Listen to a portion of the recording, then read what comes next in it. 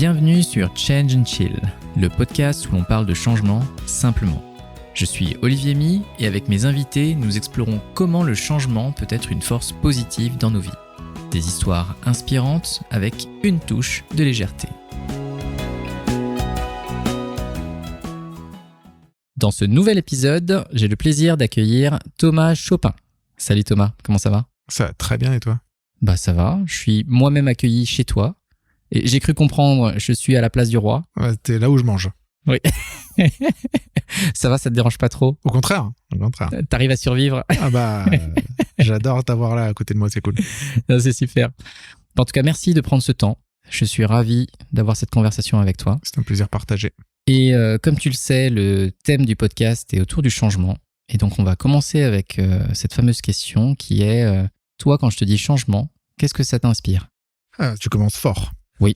Même si tu avais quelques minutes avant pour y réfléchir, t'en avais pas eu tant que ça. Non. De temps. J'ai déjà oublié ce que j'avais dit. Non, changement, c'est mon métier, donc en grande partie. Donc c'est quand même, ça me cause quand même. Moi, tout de suite, ça me fait penser à cette fameuse phrase qui dit pour s'améliorer, il faut changer, pour être parfait, il faut changer tout le temps. Ah ouais, je la connaissais pas, tiens. Il me semble que c'est Churchill, je te laisserai vérifier. Et si c'est faux, tu me le diras parce que je te le dirai. Après, sans vouloir chercher à être parfait, parce que je pense que c'est quand même une quête perdue d'avance. J'aime cette notion de se dire qu'on change tous les jours, on apprend tous les jours, on change plein de choses tous les jours en nous, et que c'est un peu aller chercher à s'améliorer, à être demain quelqu'un de meilleur, différent d'hier, quoi. J'aime bien ce que tu dis parce que c'est aussi une manière d'apprécier notre humanité. On vit chaque jour avec des expériences, des rencontres. Et au final, ça nous permet d'être quelqu'un de différent. Et j'aime bien cette nuance que tu donnes parce que plutôt que de toujours chercher le mieux, en fait, le différent est aussi bien. Exactement. Parce qu'on apprend chaque chose et il y a un peu plus tous les jours, tu vois, là, échanger tous les deux. Quand ce sera fait, ce sera encore un truc de plus que j'avais pas ce matin en me réveillant. Exactement. Oui, c'est une expérience à part entière. Exactement. Super. Merci pour cette première réponse. Et du coup, comme je t'avais prévenu, cette grande question à laquelle tu adores répondre, est-ce que tu peux te présenter en quelques phrases, s'il te plaît ? Écoute, je me plie à l'exercice. Parce que c'est très bien. tu veux l'avoir, je vais le faire. Donc, je suis Thomas Chopin. Je suis aujourd'hui ce qu'on appelle coach agile dans une DSI, donc dans la tech. Mais avant tout, je pense que je suis acteur du changement. C'est un peu plus comme ça que je me définirais. Mon objectif, c'est accompagner les gens autour de moi dans le changement, l'amélioration continue, leur faire voir d'autres perspectives et leur permettre de s'ouvrir à des choses qu'ils auraient peut-être pas imaginées tout seuls. Super, c'est déjà un spectre particulièrement large. Ouais, il y a du boulot.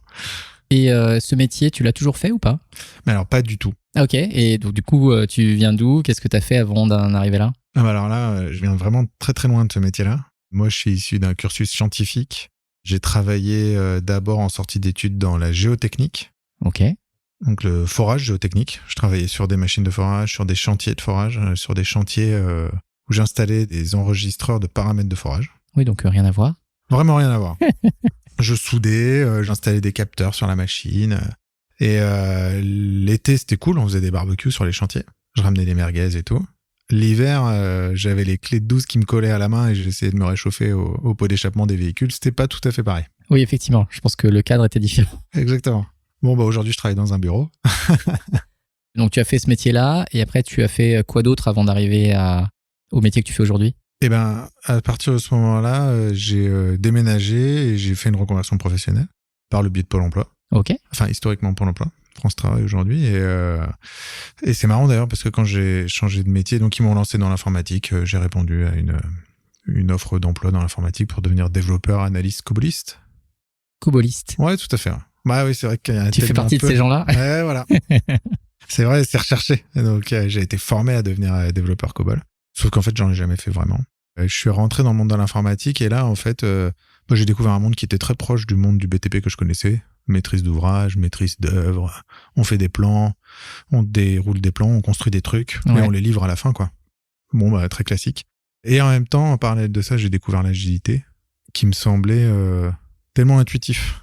et tellement logique que ça m'a beaucoup intrigué et que je suis allé chercher un peu ce qu'il y avait derrière. J'ai commencé à participer aux premières soirées agiles. À quel endroit ? À Nantes. Ok, donc tu avais déménagé directement à Nantes. Ouais, là, j'ai changé de métier, et j'ai déménagé à Nantes et j'ai commencé l'informatique. Ok. Donc j'ai fait les premiers mercredis du mois la soirée Agile Nantes et j'ai découvert des gens qui parlaient d'agilité en me disant que c'était pas des frameworks, que c'était pas des méthodes, c'était pas clair ce que c'était, mais ça m'a intrigué. Ça m'a intrigué vachement. J'ai fait des penny games, j'ai fait des marshmallow challenge. Je sais, mais de quoi est-ce qu'on est en train de parler, quoi? Faire du petit, faire de l'itératif, faire de l'amélioration continue, bah oui, très bien.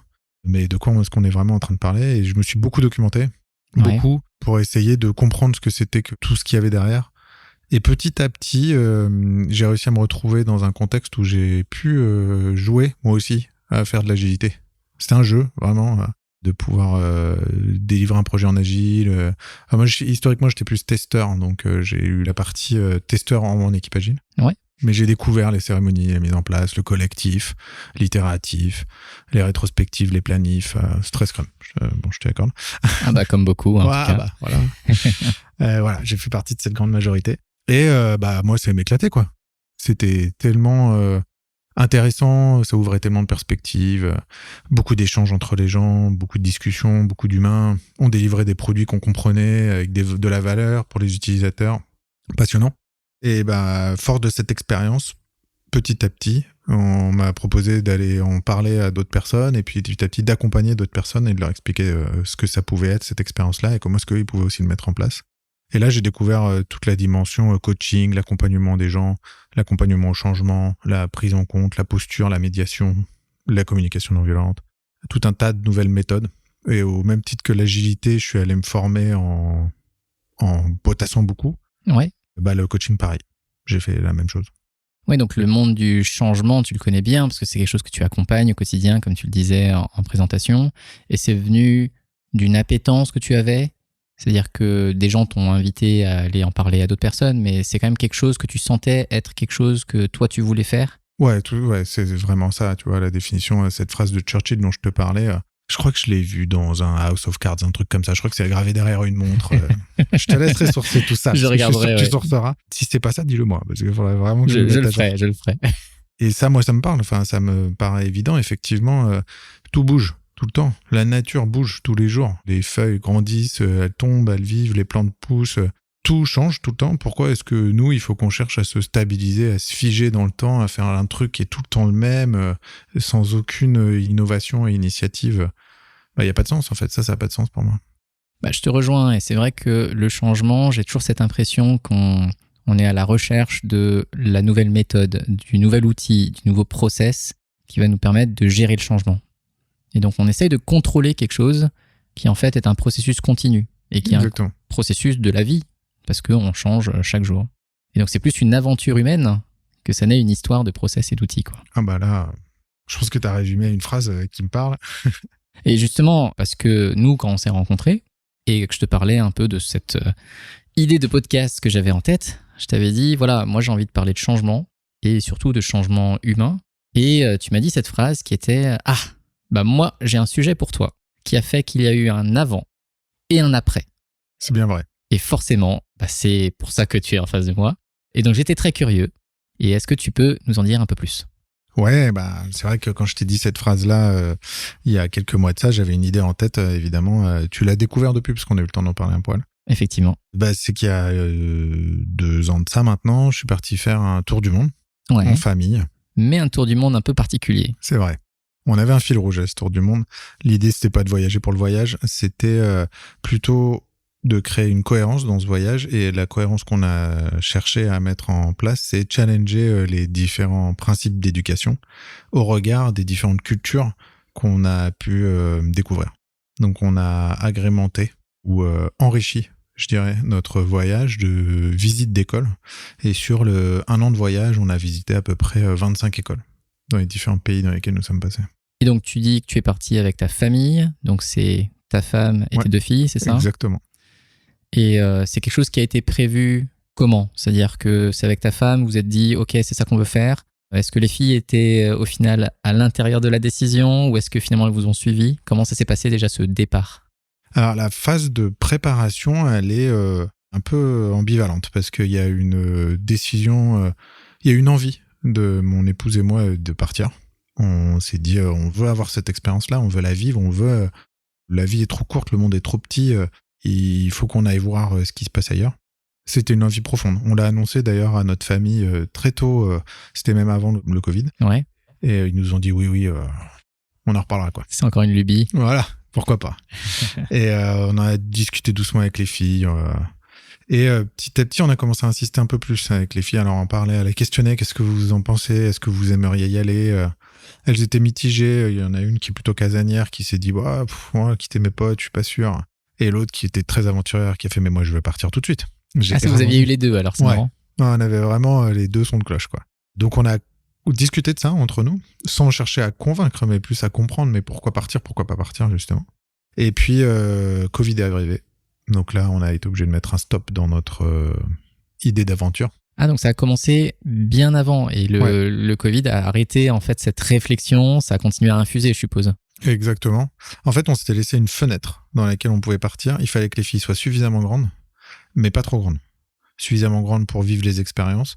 Donc on les avait déjà emmenées voyager, on les a emmenées au Mexique, au Sri Lanka, l'année du Covid. On est rentré du Sri Lanka, on a été confinés la semaine d'après. Au moins vous êtes rentrés. Exactement. Je te cache pas que ça, c'était une autre aventure, on pourra en reparler. Mais on est rentré, on a fait une semaine, on a été confinés. Et donc là, on s'est dit, non, ça va pas être tout de suite le tour du monde là. Mais en même temps, les années se découlaient et il fallait pas que notre grande soit trop grande. Il y a un moment où elle a sa vie à faire. Le but de l'éducation, c'est l'autonomisation. On cherche pas à la garder à la maison, on cherche à lui donner toutes les armes possibles ou tous les moyens et les outils possibles pour affronter la vie, quoi. Donc il fallait qu'on soit dans le bon créneau. Et là est arrivée la date où on s'est dit ou c'est cette année, ou sinon on arrête d'avoir cet objectif-là, on met une croix dessus et on passe à autre chose, quoi.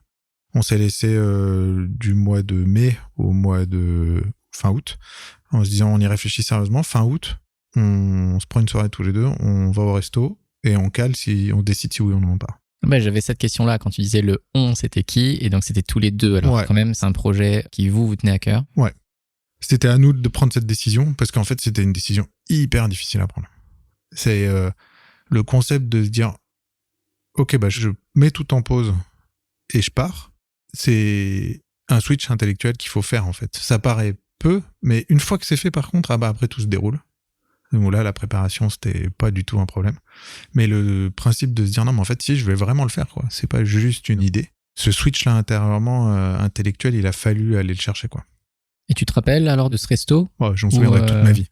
Ouais, qu'est-ce qui a fait le déclic du coup? Au-delà, tu vois, des détails que peut-être tu veux garder, mais c'est quoi qui a fait cette étincelle qui a permis le mouvement derrière?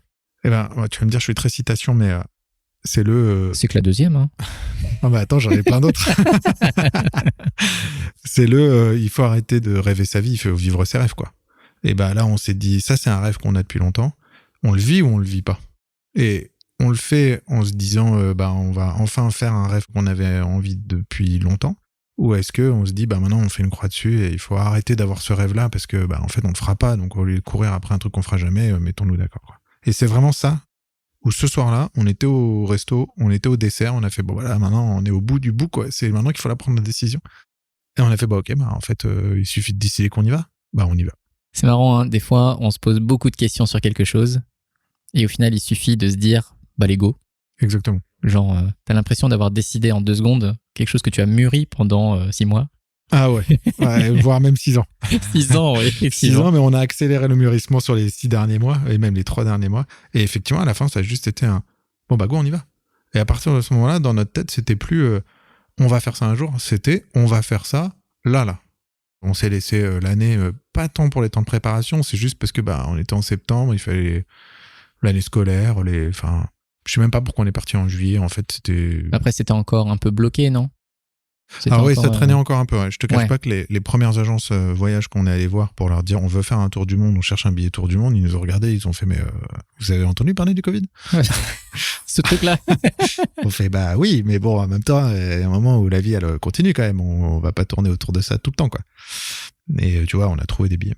Ouais, d'accord. Juste avant qu'on aille sur le trajet et tout ce que vous avez fait, il y a un élément qui me paraît important, c'est que, parce que j'ai d'autres personnes qui me parlaient de tour du monde et ils me racontent surtout culturellement, voilà les expériences qu'ils ont vécues. Ce que je trouvais intéressant dans ton histoire à toi, c'est la dimension pédagogique derrière.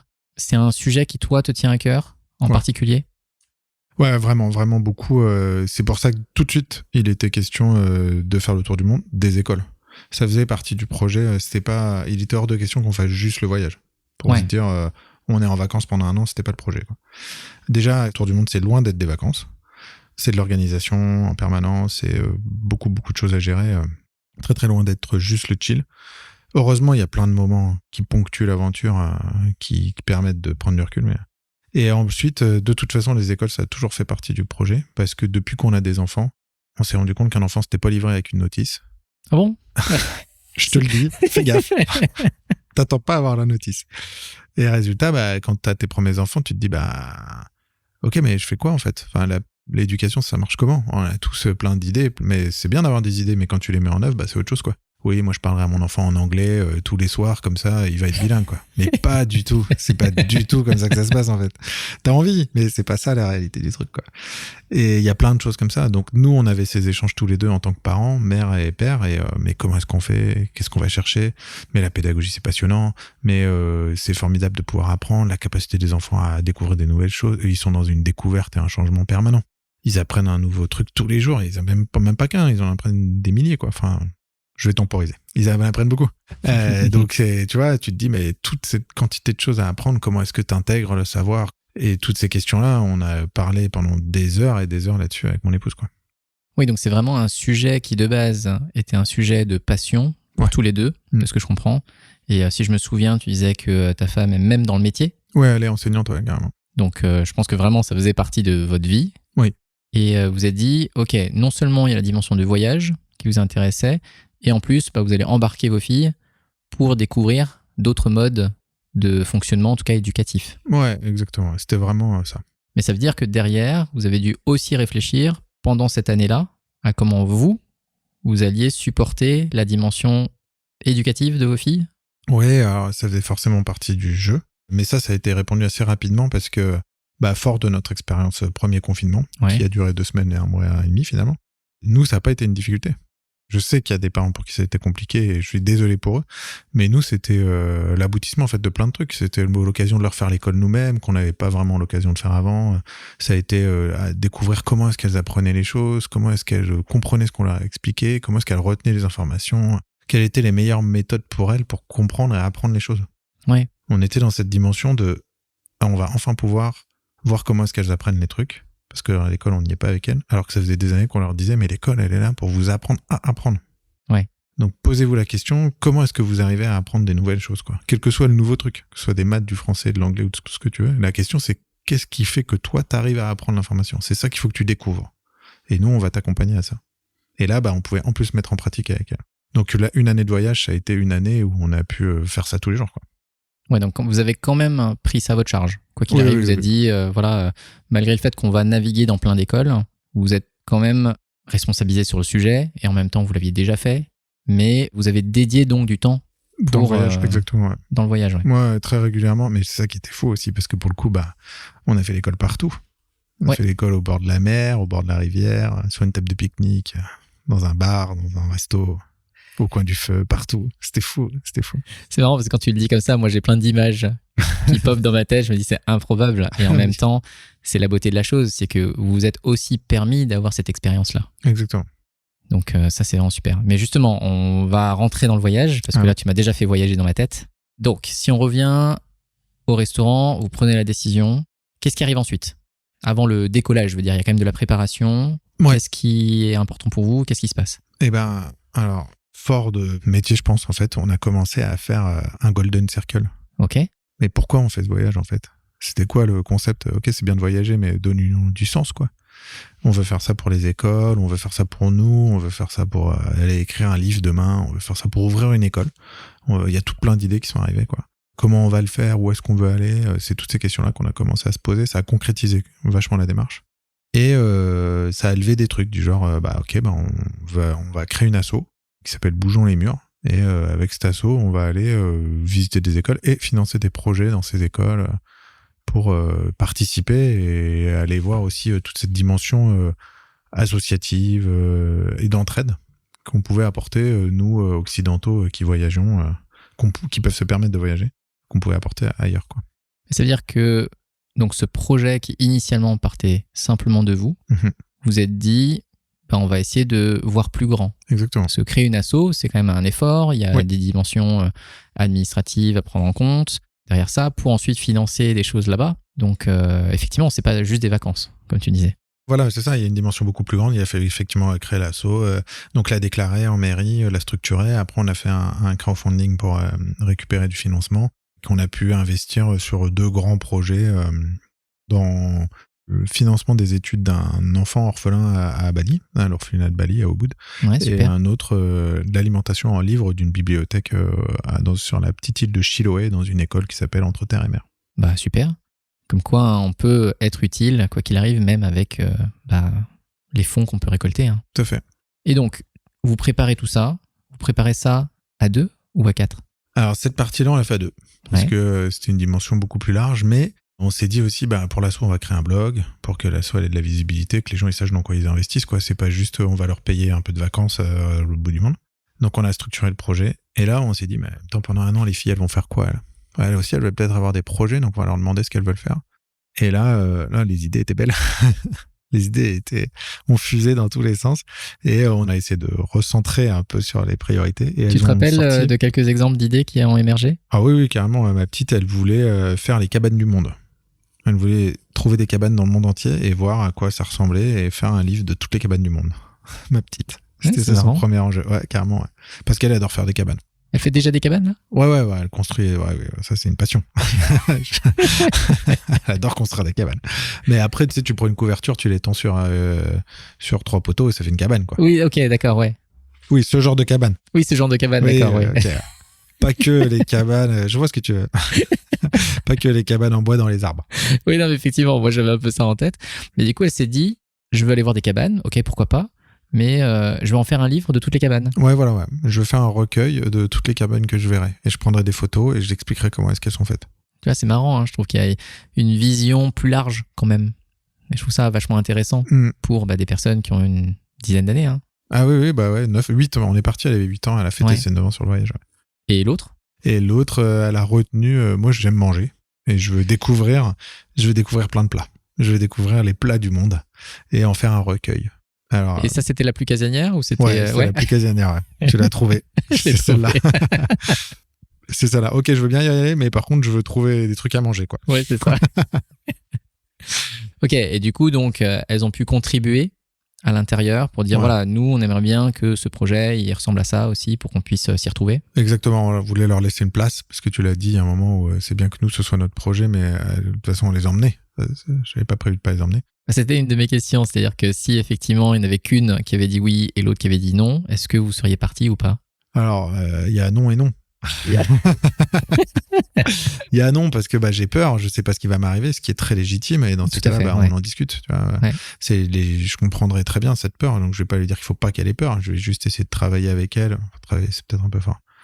Converser en tout cas. Ouais, voilà, et l'accompagner pour que ses peurs, ce soit pas des freins. Que ce soit plutôt des leviers sur lesquels elle puisse s'appuyer pour faire en sorte que son voyage il se fasse pleinement et qu'elle en soit satisfaite. C'est vraiment, tu vois, donc c'est pas un non. À cet âge-là, à 10 ans, quand tu dis non, c'est pas forcément un non qui veut dire jamais de ma vie je ferai ça, quoi. Ouais, je comprends, ouais. J'ai du mal à appréhender tout ce qui va se passer, donc dans le doute, je commence par dire non, et puis après, si on en parle et que vous m'expliquez, je vais comprendre des choses et ça va peut-être me donner envie d'y aller. Et c'est ce qui s'est passé d'ailleurs. Mais j'appuie sur ce moment-là parce que dans les démarches, tu vois, qu'on voit en entreprise, déjà, le fait d'impliquer les gens dans le choix initial, déjà sur le pourquoi et potentiellement sur le comment et les résultats escomptés, c'est déjà pas toujours fait. Et donc, c'est quelque chose que vous avez fait. Et voilà, déjà, je trouve ça top. Et la deuxième chose, c'est lorsqu'il y a des soupçons d'objection, c'est d'avoir cette démarche de créer la conversation. De comprendre et ensuite d'en discuter et puis de s'accorder sur certaines choses. Ouais, c'est-à-dire que peut-être qu'elle aurait eu certaines demandes pour justement la rassurer. Et en fait, l'anxiété de manière générale est souvent une des émotions ou un des facteurs de frein. Et on parle souvent de résistance au changement. En fait, Il n'y a pas vraiment de résistance. C'est juste que quand tu as la conversation, tu comprends simplement ce qui empêche la personne de faire le pas. Ouais, Donc, je suis entièrement d'accord. Donc, je voulais souligner ça parce que je trouve que c'est justement une démarche qu'on voudrait faire de manière générale dans le monde de l'entreprise et qui est assez rarement faite ou difficilement faite, tout simplement parce qu'il y a une sorte d'inconfort de la relation, inconfort de la conversation. Mais s'il y a bien une personne avec qui on veut pouvoir converser et avoir des discussions libres et ouvertes, c'est bien avec ses enfants et sa famille proche. Ouais, je te confirme. Donc c'est déjà super d'avoir pu le faire, quoi. Bah, déjà, c'est notre modèle pédagogique. C'est-à-dire que de base, on peut tout se dire. Il faut qu'on puisse toujours tout se dire avec nos enfants. Là, vraiment, je pense que le truc qui nous ferait le plus mal, c'est qu'on puisse plus converser avec elles, quoi. Ce serait un échec, un aveu d'échec de notre part. Ça veut dire qu'on a clairement pas fait les choses comme on veut le faire. On veut le faire. Et justement, il y a une dimension dans ce voyage qui était importante, en plus de l'éducation, c'est on veut passer du temps avec nos filles.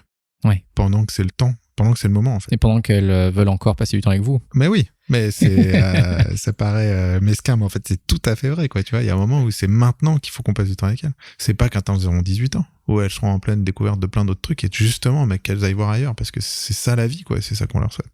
Mais là, tant qu'on les a avec nous, rendons ce temps efficace. Si c'est pour passer notre temps à rentrer du boulot, aller voir 1 heure, pendant lequel elles font leurs devoirs et que nous, on prépare à manger, et après discuter encore un peu 1 heure, ou même si tu fais un jeu de société et tout, mais c'est trop peu, en fait. On avait envie de passer du temps, quoi. Ouais. Et là, on a passé 365 jours, 24 heures sur 24 ensemble, quoi. Oui, il y a des trucs difficiles. On y passera. On y passera. Mais par contre, je recommencerai tous les jours. Il n'y a même pas photo. Bah super, tu nous mets plein de petits éléments comme ça. Oui. C'est super, un vrai teaser. Donc, vous avez ce moment où vous préparez le voyage, vous donnez une vision, vous impliquez tout le monde dans l'exercice. Ouais. Avant qu'il y ait le décollage, comment est-ce que vous décidez des lieux ? Parce que tu disais que vous aviez vu 25 pays, c'est ça ? Ou 25 écoles ? 12 pays, 25 12 écoles. pays, 25 écoles. Ça veut quand même dire 12 pays, quoi. Est-ce que ça a été plus une démarche au fur et à mesure on définit où on va, ou est-ce que déjà vous aviez à peu près tous les endroits et etc. Dès le début ? Pour nous, la grande question, c'était est-ce qu'on va à l'est ou à l'ouest ? Ok. Dans quel sens on tourne, en fait ? Parce que bon, de toute façon, on va faire le tour, mais la question, c'est dans quel sens ? Et oui, ok, d'accord. Pas de prérequis particulier, pas d'opinion particulière au départ. On a demandé à on a tous fait une liste des pays dans lesquels on voulait aller. Ouais. Donc on avait chacun fait notre liste. Donc pays, pas ville. Pays, ouais. Ouais. Pays dans la globalité. Alors, je te dis ça, mais en fait, ma plus petite, elle était plutôt sur des villes. Ouais, d'accord. Ouais, parce que je pense que la dimension pays, elle l'avait pas forcément. Et puis après, elle disait, je vais aller en Italie. Oui, bon, ça fera pas partie du tour du monde, mais on ira en Italie. Mais, mais pas dans ce tour du monde, en tout cas, tu vois.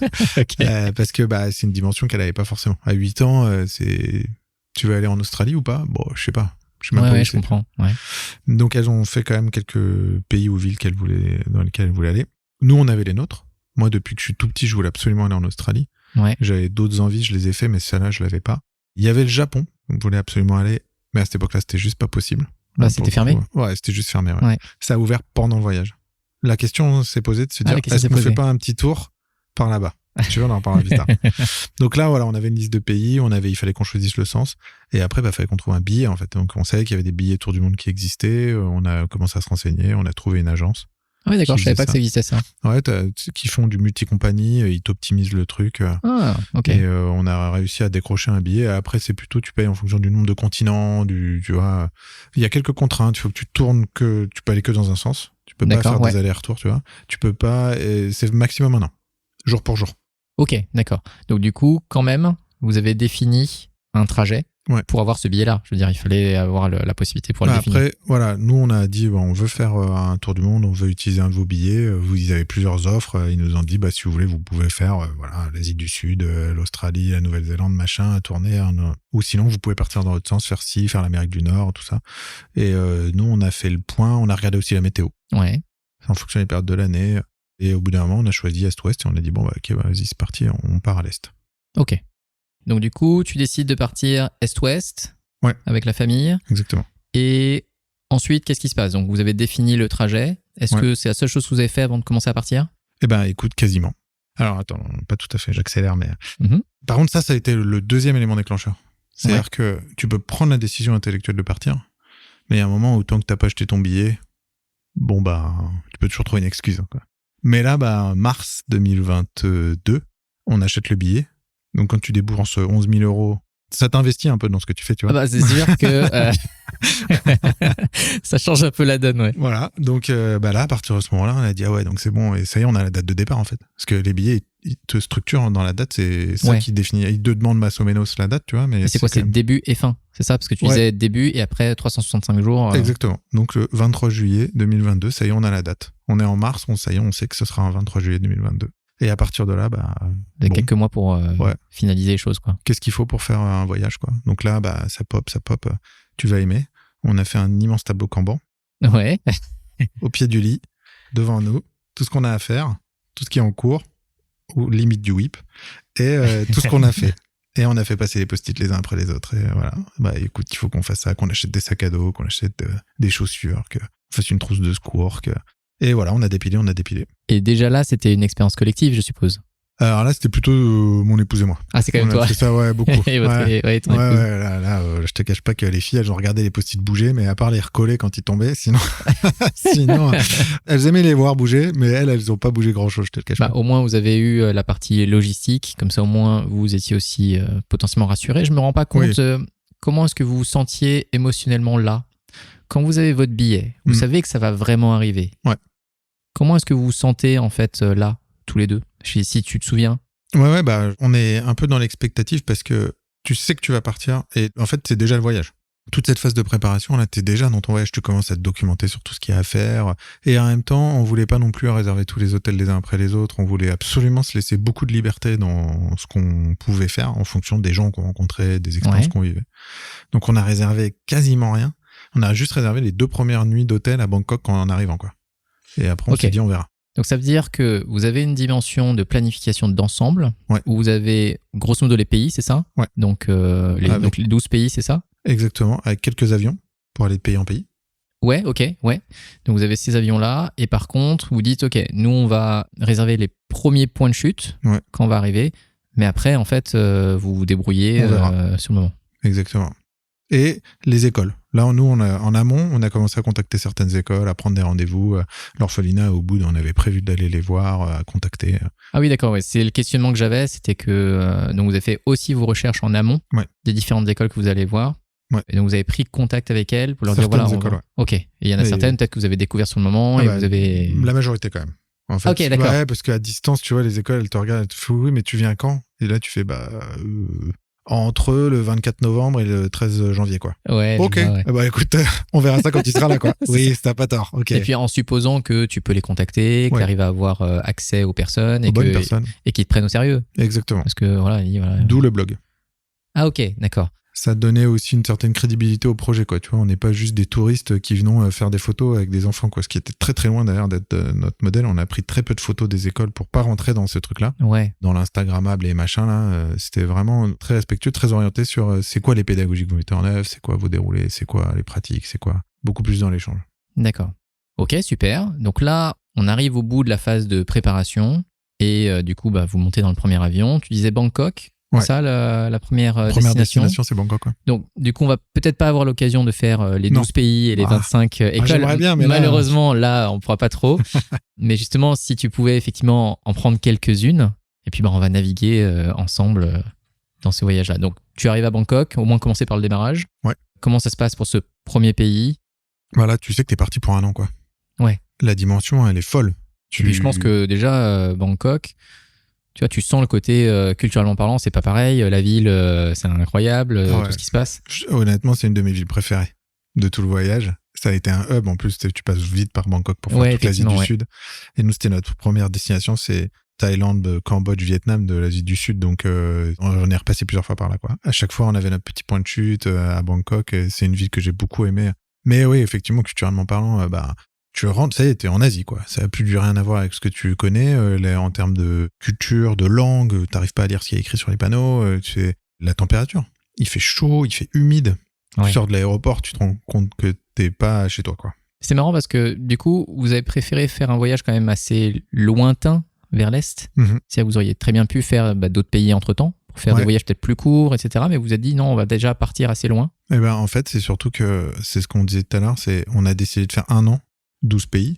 Ouais. Parce que on voulait vraiment faire les pays. Okay. Okay. On s'est dit, sinon on peut faire une semaine par pays, hein, et on va te faire 25 pays dans l'année. Effectivement. Et il y en a qui font ça autour du monde, mais on s'est dit, mais nous, c'est pas de ce voyage-là dont on a envie. Chacun fait ce qu'il veut. J'ai pas de c'est vrai que 12 pays, du coup, ça fait à peu près un mois par pays, quoi. Et ouais.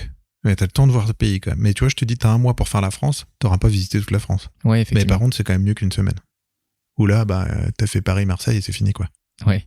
Et pareil pour les autres pays, en fait. Si tu veux visiter la Thaïlande, si tu restes pas un mois, t'auras fait Bangkok, tu seras parti sur une île au bord de la plage, et puis tu repars, quoi. Alors que nous, c'était pas du tout ça l'idée. On voulait vraiment... Déjà, on y est allé une première fois, on a fait le nord de la Thaïlande, ça nous a pris un mois. Ah oui. Ouais, juste pour ça. Et après, on est parti au Cambodge, quoi. Donc, on n'a même pas fait toute la Thaïlande. Il va falloir qu'on discute du Cambodge, parce que je ne sais pas si tu sais, mais moi, je suis d'origine de ce pays-là. Ah non, écoute, tu vois, je savais pas. Je suis assez curieux de savoir ce que tu y as vu. Ouais.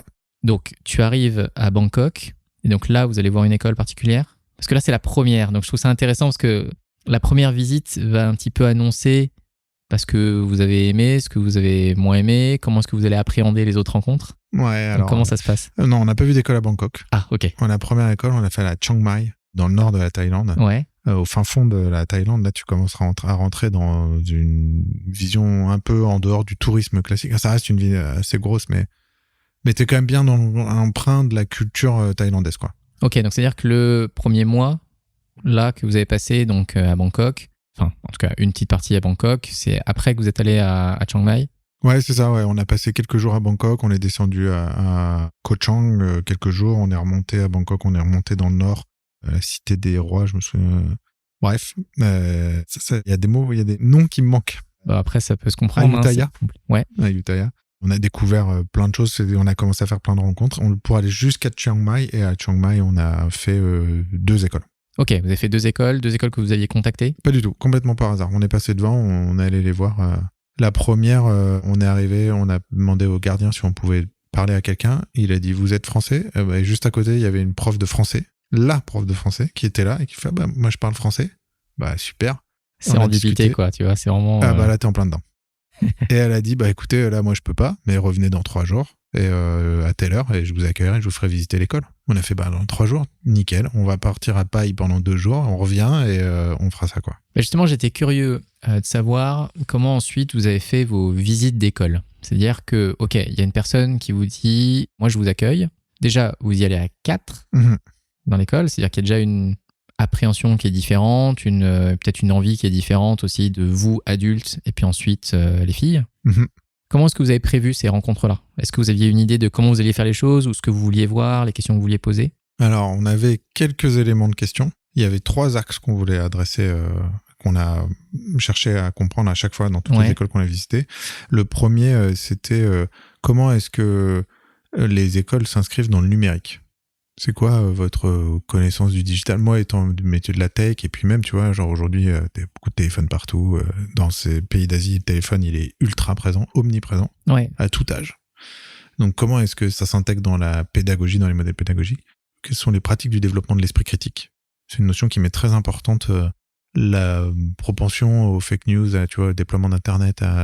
J'ai un regard un peu particulier là-dessus. C'est un sujet qui m'intéresse vraiment beaucoup. Comment est-ce qu'on fait pour s'informer de la meilleure façon possible, quoi. Ouais. Et le dernier, c'est le rapport à l'écologie. C'est quoi votre perception en fonction de votre culture et de votre contexte des enjeux écologiques? Pas du tout pour faire de leçons à personne, c'est pas du tout l'enjeu, mais j'ai besoin de comprendre. C'est intéressant de voir à quel point les gens sont sensibles ou pas, selon les pays, selon les cultures. Tout à fait. Ouais, d'accord. Donc au début, vous y allez avec ces 3 axes. Exactement.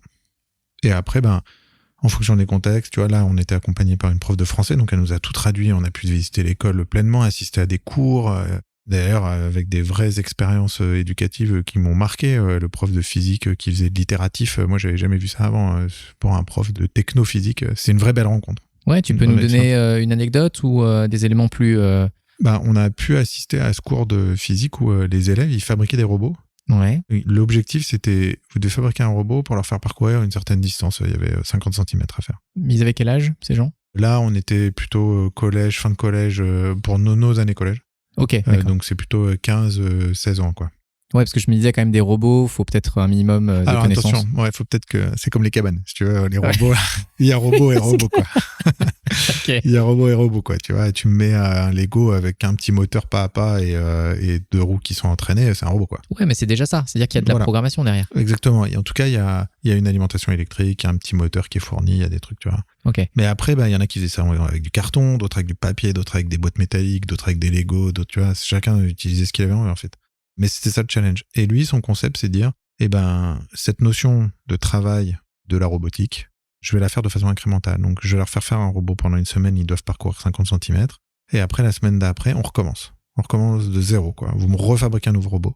Vous pouvez récupérer des pièces si vous voulez, c'est pas le sujet, mais vous essayez de le faire différemment, mieux, qu'il aille plus loin, plus de centimètres, quoi, tu vois, de quoi vous avez besoin. Et y rajouter des notions...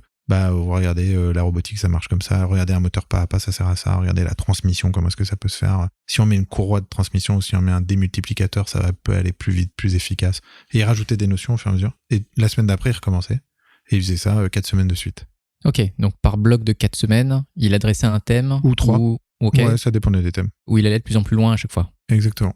C'était ça sa méthode. Et pour lui, c'était fondamental de faire ça comme ça, quoi. C'est comme ça qu'il avait envie d'enseigner. Et c'est ça qu'il nous a présenté, quoi. Et ça, c'est quelque chose que lui a défini et qu'il a déployé à sa manière? Ou est-ce que c'était un mode d'enseignement qui était... Non, c'était le sien. Ok. Enfin, vraiment, il nous a dit, moi, c'est comme ça que j'enseigne. Il m'avait jamais dit... après, je n'ai pas spécifiquement posé la question. Donc, ouais.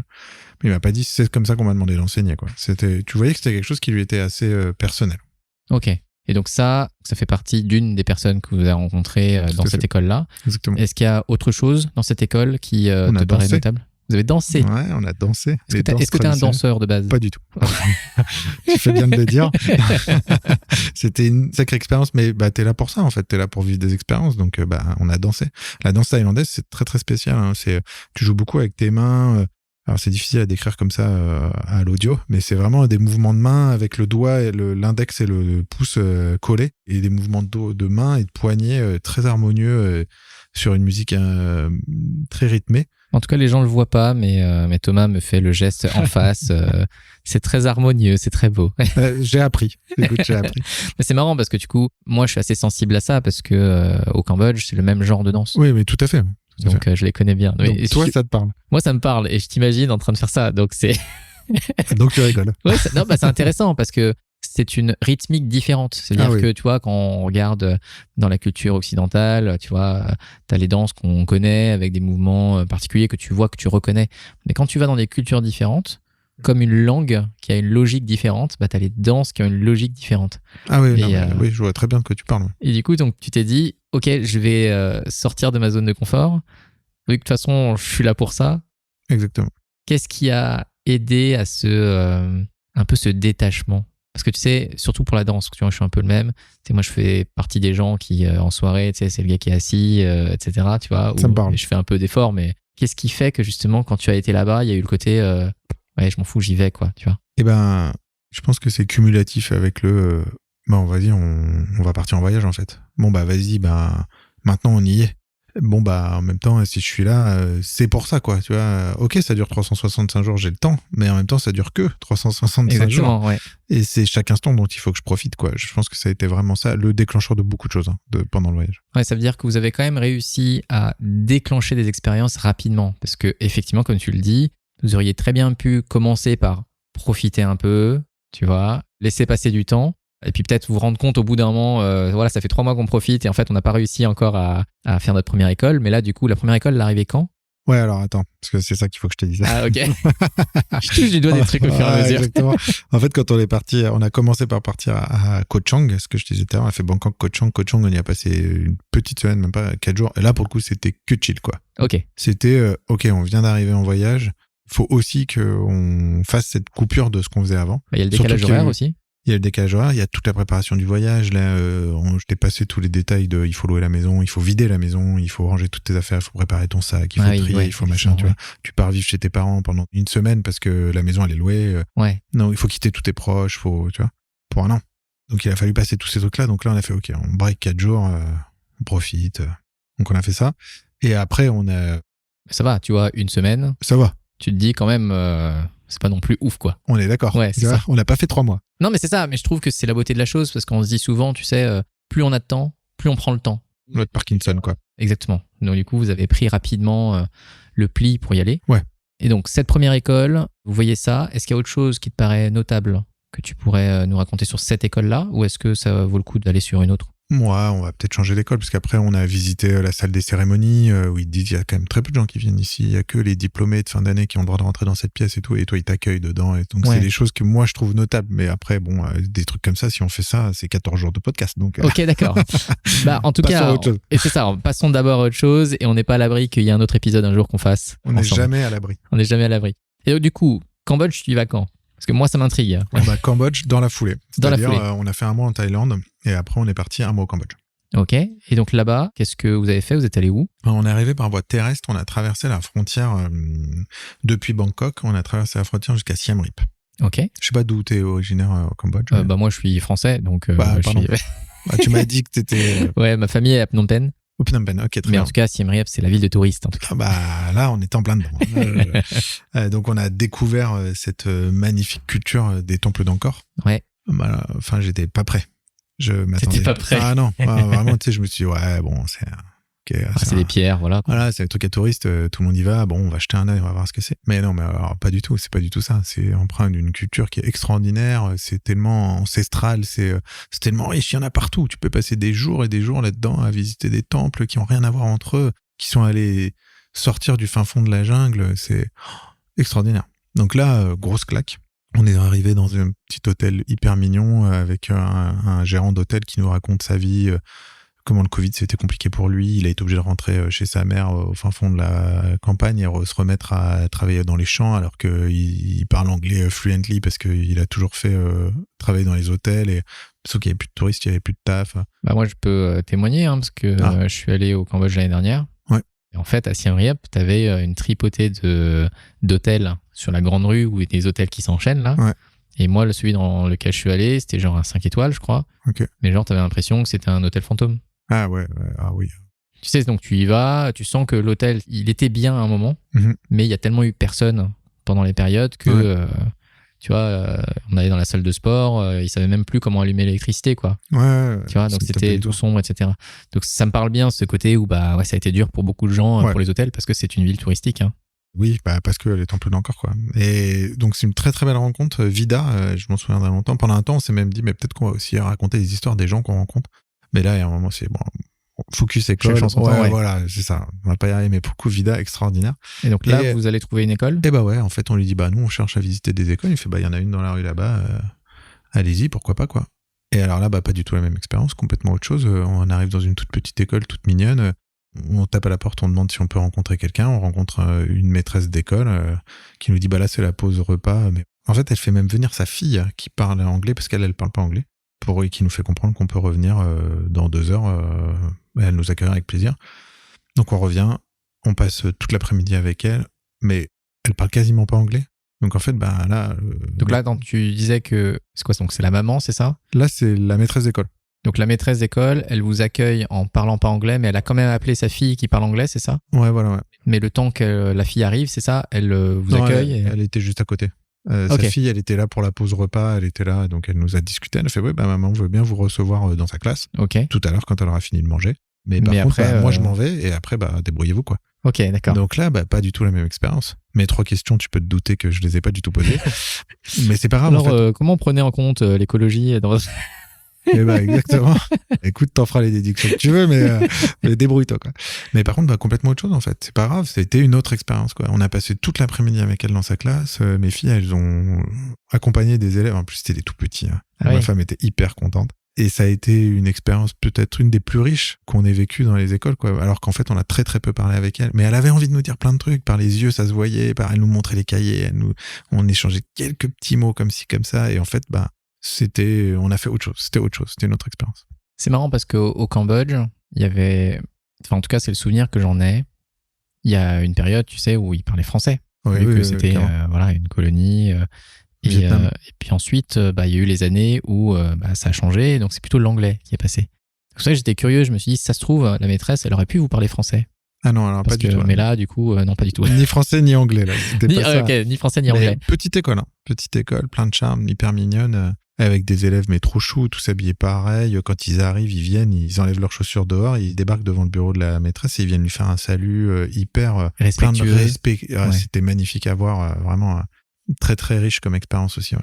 Mais justement, la curiosité que j'ai par rapport à ça, c'est que moi, je m'imagine pas en France débarquer une école, sonner et dire voilà, j'aimerais bien voir ce qui se passe. Ouais, complètement.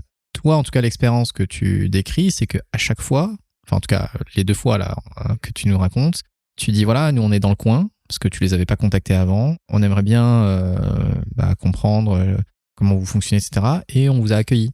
Exactement. Et ben ça c'est une très bonne remarque parce que pour le coup il y a eu plein d'exemples comme ça hein, dans les écoles principalement parce que on l'a fait quand même de nombreuses fois, mais même dans d'autres circonstances de voyage, il y a des trucs je me suis dit mais ça en France ce serait jamais passé quoi. Et c'est pas une question de généralisation ou c'est juste qu'il y a des trucs culturellement effectivement et ça serait sûrement pas passé comme ça quoi. Et beaucoup pour les écoles parce que on nous a jamais refusé aucune visite d'école. Donc sur les 25 que vous avez fait, ouais. À chaque fois on vous a ouvert les portes. Exactement. Alors on n'a pas passé tous une semaine hein. Mais il y en a, on y a passé 1 heure, quoi. Tu vois, ils étaient d'accord pour nous accueillir 1 heure, pour nous faire visiter l'école, discuter un petit peu. Mais c'est déjà extraordinaire. C'est déjà exceptionnel. Enfin, effectivement, en France, je suis pas sûr que ça se passe comme ça, quoi. En tout cas, dans l'école de ma femme, elle l'a dit elle-même, je suis pas sûr que ça se passe comme ça, quoi. Après, il y a un phénomène famille, de petites filles, blog, tu vois, t'arrives, tu montres que t'es pas... Ouais, donc voilà. Quand vous arrivez, vous montrez, voilà, on est en train de faire ça, voilà, en fait, le blog qu'on est en train de montrer. Ouais, d'accord. C'est toujours le point d'entrée. C'est voilà notre projet, quoi. On visite des écoles dans le monde entier. Et on aimerait visiter votre école. Tu vois, c'est cohérent. Déjà, c'est vrai. Et ensuite, ils voient bien que c'est cohérent par rapport à ça. Ouais, ça montre un minimum de sérieux. C'est pas juste des gens qui débarquent et qui vont foutre le bazar. T'arrives pas non plus avec la paire de tongs, le short et le... Oh, tu me diras. Attends, quand il fait chaud, etc. Ouais. Bien y réfléchir, si peut-être un peu, mais c'est pas non plus avec la serviette et tu vois, je reviens de la plage, tiens, je visiterai bien l'école. C'est plutôt, tu vois, que je suis en train de visiter et je vous demande si c'est possible de visiter votre école. C'était toujours très respectueux, on avait une attention particulière à ça, je te l'ai dit, tu vois, pas de photos, on voulait pas communiquer plus que ça. Sur la méthode pédagogique, oui, mais pas trop non plus sur les réseaux sociaux pour pas faire du buzz autour de ça. C'est ça que je trouve aussi fascinant dans la démarche, parce que ça veut bien dire que vous n'êtes pas arrivé dans une nouvelle culture en imposant votre projet aux autres. Non.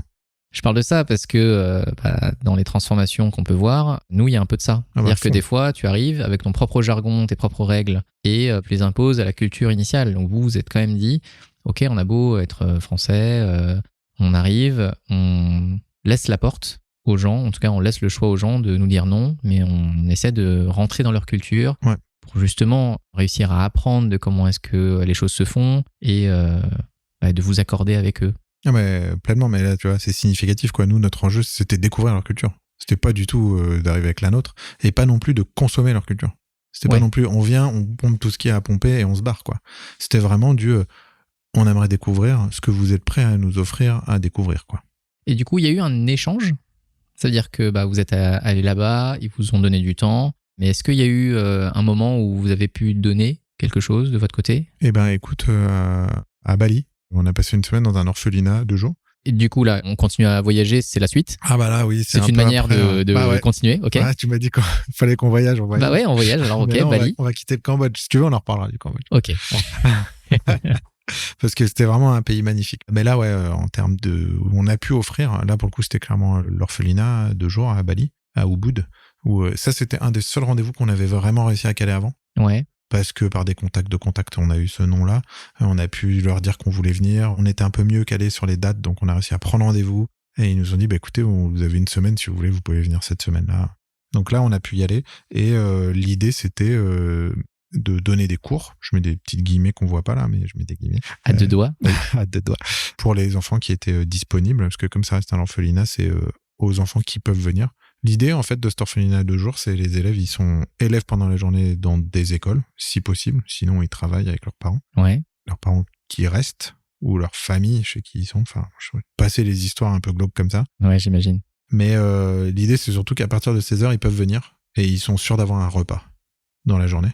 Donc, il y a une cuisine, il y a des trucs à manger, des trucs à boire. Ils font à manger ensemble, ça fait partie des apprentissages. Et après, il y a des intervenants qui sont là ou pas, qui peuvent leur proposer des activités, des apprentissages, des choses comme ça. Et nous, pendant une semaine, on leur a fait l'anglais, le dessin et la cuisine. Ok. Et comment ça s'est organisé? C'est-à-dire que vous avez pris contact avec cette école, vous leur avez dit voilà notre projet, et ils vous ont dit ok, vous pouvez venir si vous contribuez à telle chose. Est-ce que c'est vous qui avez proposé? Même pas. Non, même pas. Alors, c'est nous qui avons proposé. Ok, Dans toutes les écoles où on est passé et qu'on a contacté à distance, l'idée c'était de leur dire si vous avez besoin d'aide pour faire quelque chose, repeindre un cabanon, même des trucs extra pédagogiques, quoi, tu vois, on sera disponible pour ça. Surtout qu'on a une pro de la cabane. Voilà, exactement. Je voulais faire travailler ma fille. T'as tout compris. Faudrait que je te parle de la Nouvelle-Zélande, mais c'est un autre sujet. Et là, on leur a dit, nous, on aimerait pouvoir venir et vous aider si vous avez besoin d'aide. Et je fais, ouais, pas de problème, vous pouvez venir et vous pouvez donner des cours aux enfants, quoi. Donc, choisissez vos sujets, allez-y, quoi. Donc, il y a quand même une ouverture et une confiance naturelle. Oui, vraiment, on a contacté Mama Ayou, la responsable de l'orphelinat, et qui nous a ouvert les portes tout de suite, vraiment avec beaucoup de bienveillance. Et donc là, vous avez donné à la fois en termes de temps pour partager. Donc, c'était quoi les matières que vous aviez faites? On a fait de l'anglais, du dessin et de la cuisine. Ah oui, anglais, dessin, cuisine. Cuisine quoi, du coup? Des crêpes, des gâteaux au chocolat, tu vois, des trucs comme ça. Vraiment la cuisine européenne, forcément. C'était un truc, quoi, tu vois. C'était ça l'idée, c'était de leur faire découvrir ça aussi. Ils ont beaucoup aimé les crêpes. C'est marrant, hein. Ça, tout le monde adore les crêpes. Hein. Ouais, en plus, c'était tellement facile à faire. On en a fait partout des crêpes, à dire. Et donc, il y a ce truc-là, donc les cours, mais de mon souvenir, il y a aussi avec les fonds. Ouais, c'est à ce moment-là, non? Exactement, et c'est là qu'on a pu créer notre premier projet avec l'asso Bougeons les Murs, du petit Nofa, qui venait d'arriver, qui a perdu son papa d'un cancer foudroyant. Et quelques mois avant, il venait tout juste d'arriver en tant que nouvel enfant, et il fallait l'aider à financer son parcours d'études. Il en était à son année de... Nous, c'est un équivalent 6e pour nous. Ok. Un peu avant même, CM2. Et il avait 8 grades à passer. Et chaque grade, c'était un certain montant. Et pour lui payer les livres, la tenue, parce qu'ils ont un uniforme. C'est l'uniforme, ouais. Quasiment tous les pays, ce sont des uniformes. Il n'y a que chez nous qu'on n'a pas d'uniforme, j'ai l'impression. C'était vraiment... Ou qu'on n'en a plus. Ou qu'on n'en a plus. Ouais. Et donc, ils nous ont demandé si on pouvait l'aider pour ça et le parrainer. Et on a dit, avec plaisir, l'association, elle est là pour ça. Donc, on a participé à ça et on le parraine pour les 8 prochaines années. Ouais, c'est cool. Ouais. C'est un beau projet, ouais. C'est cool de se dire que tu peux avoir un impact dans la vie de quelqu'un. Donc, si tu génères un vrai changement positif pour ces personnes-là. Et c'est pas juste, on va dire, un ego trip. Voilà, nous, on fait notre voyage, on vit notre meilleure expérience en même temps. Voilà, vous avez changé la vie d'un jeune. Ouais, c'est vraiment cool. Ça faisait partie du truc, en fait. Je me souviendrai toujours un peu avant de partir. Une phrase qui m'a marqué. Je discute de ça avec un pote, je lui dis c'est bon, on va partir faire un tour du monde, ça y est, on a pris la décision, c'est vraiment une décision importante pour moi et tout. Et il me regarde, il me fait ça c'est vraiment un truc d'occidental quand même, hein. Partir faire le tour du monde, machin, c'est vraiment les gens qui ont les moyens qui le font, quoi. Et là j'ai fait oui, c'est vrai qu'il peut y avoir cette perception là du voyage, c'était pas du tout mon concept, mais maintenant que t'en parles, il va peut-être falloir que je prenne en considération le fait qu'il peut y avoir cette perception là du truc et que c'est pas celle-là que je veux, moi. Donc, on va s'en prémunir un peu et on va faire attention à la façon dont on fait ce voyage et on va pas le faire comme ça, quoi. Donc, il a fallu aussi que toi, tu changes la manière dont tu allais faire ce voyage. Mm-hmm. Et qu'est-ce qui a changé, du coup, dans ta manière d'appréhender peut-être les interactions ou d'appréhender ton arrivée dans les pays? Vraiment, ça revient à ce qu'on disait tout à l'heure, tu vois, c'est... Je veux pas avoir cette vision, je viens et je vous consomme votre culture, mais après, moi, de toute façon, je me barre, je rentre chez moi et je referai exactement comme je faisais avant, quoi. Ouais.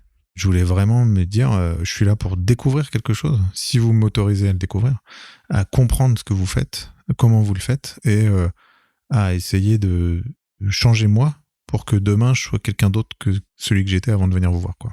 Ouais, donc il y avait vraiment une dimension de changement personnel aussi. À fond. Derrière. Ok, donc Bali. Donc là, on a déjà voyagé dans 3 pays. Ouais, on a sauté le Vietnam, j'étais obligé. C'est pas grave, le Vietnam, on le met à côté. Dixit, le Cambodgien qui parle, tu sais. Ouais, c'est ça. Je te vois, alors, il y a une histoire compliquée, Vietnam, Cambodge, mais je comprends. Ouais, il y a eu des histoires, un peu, effectivement.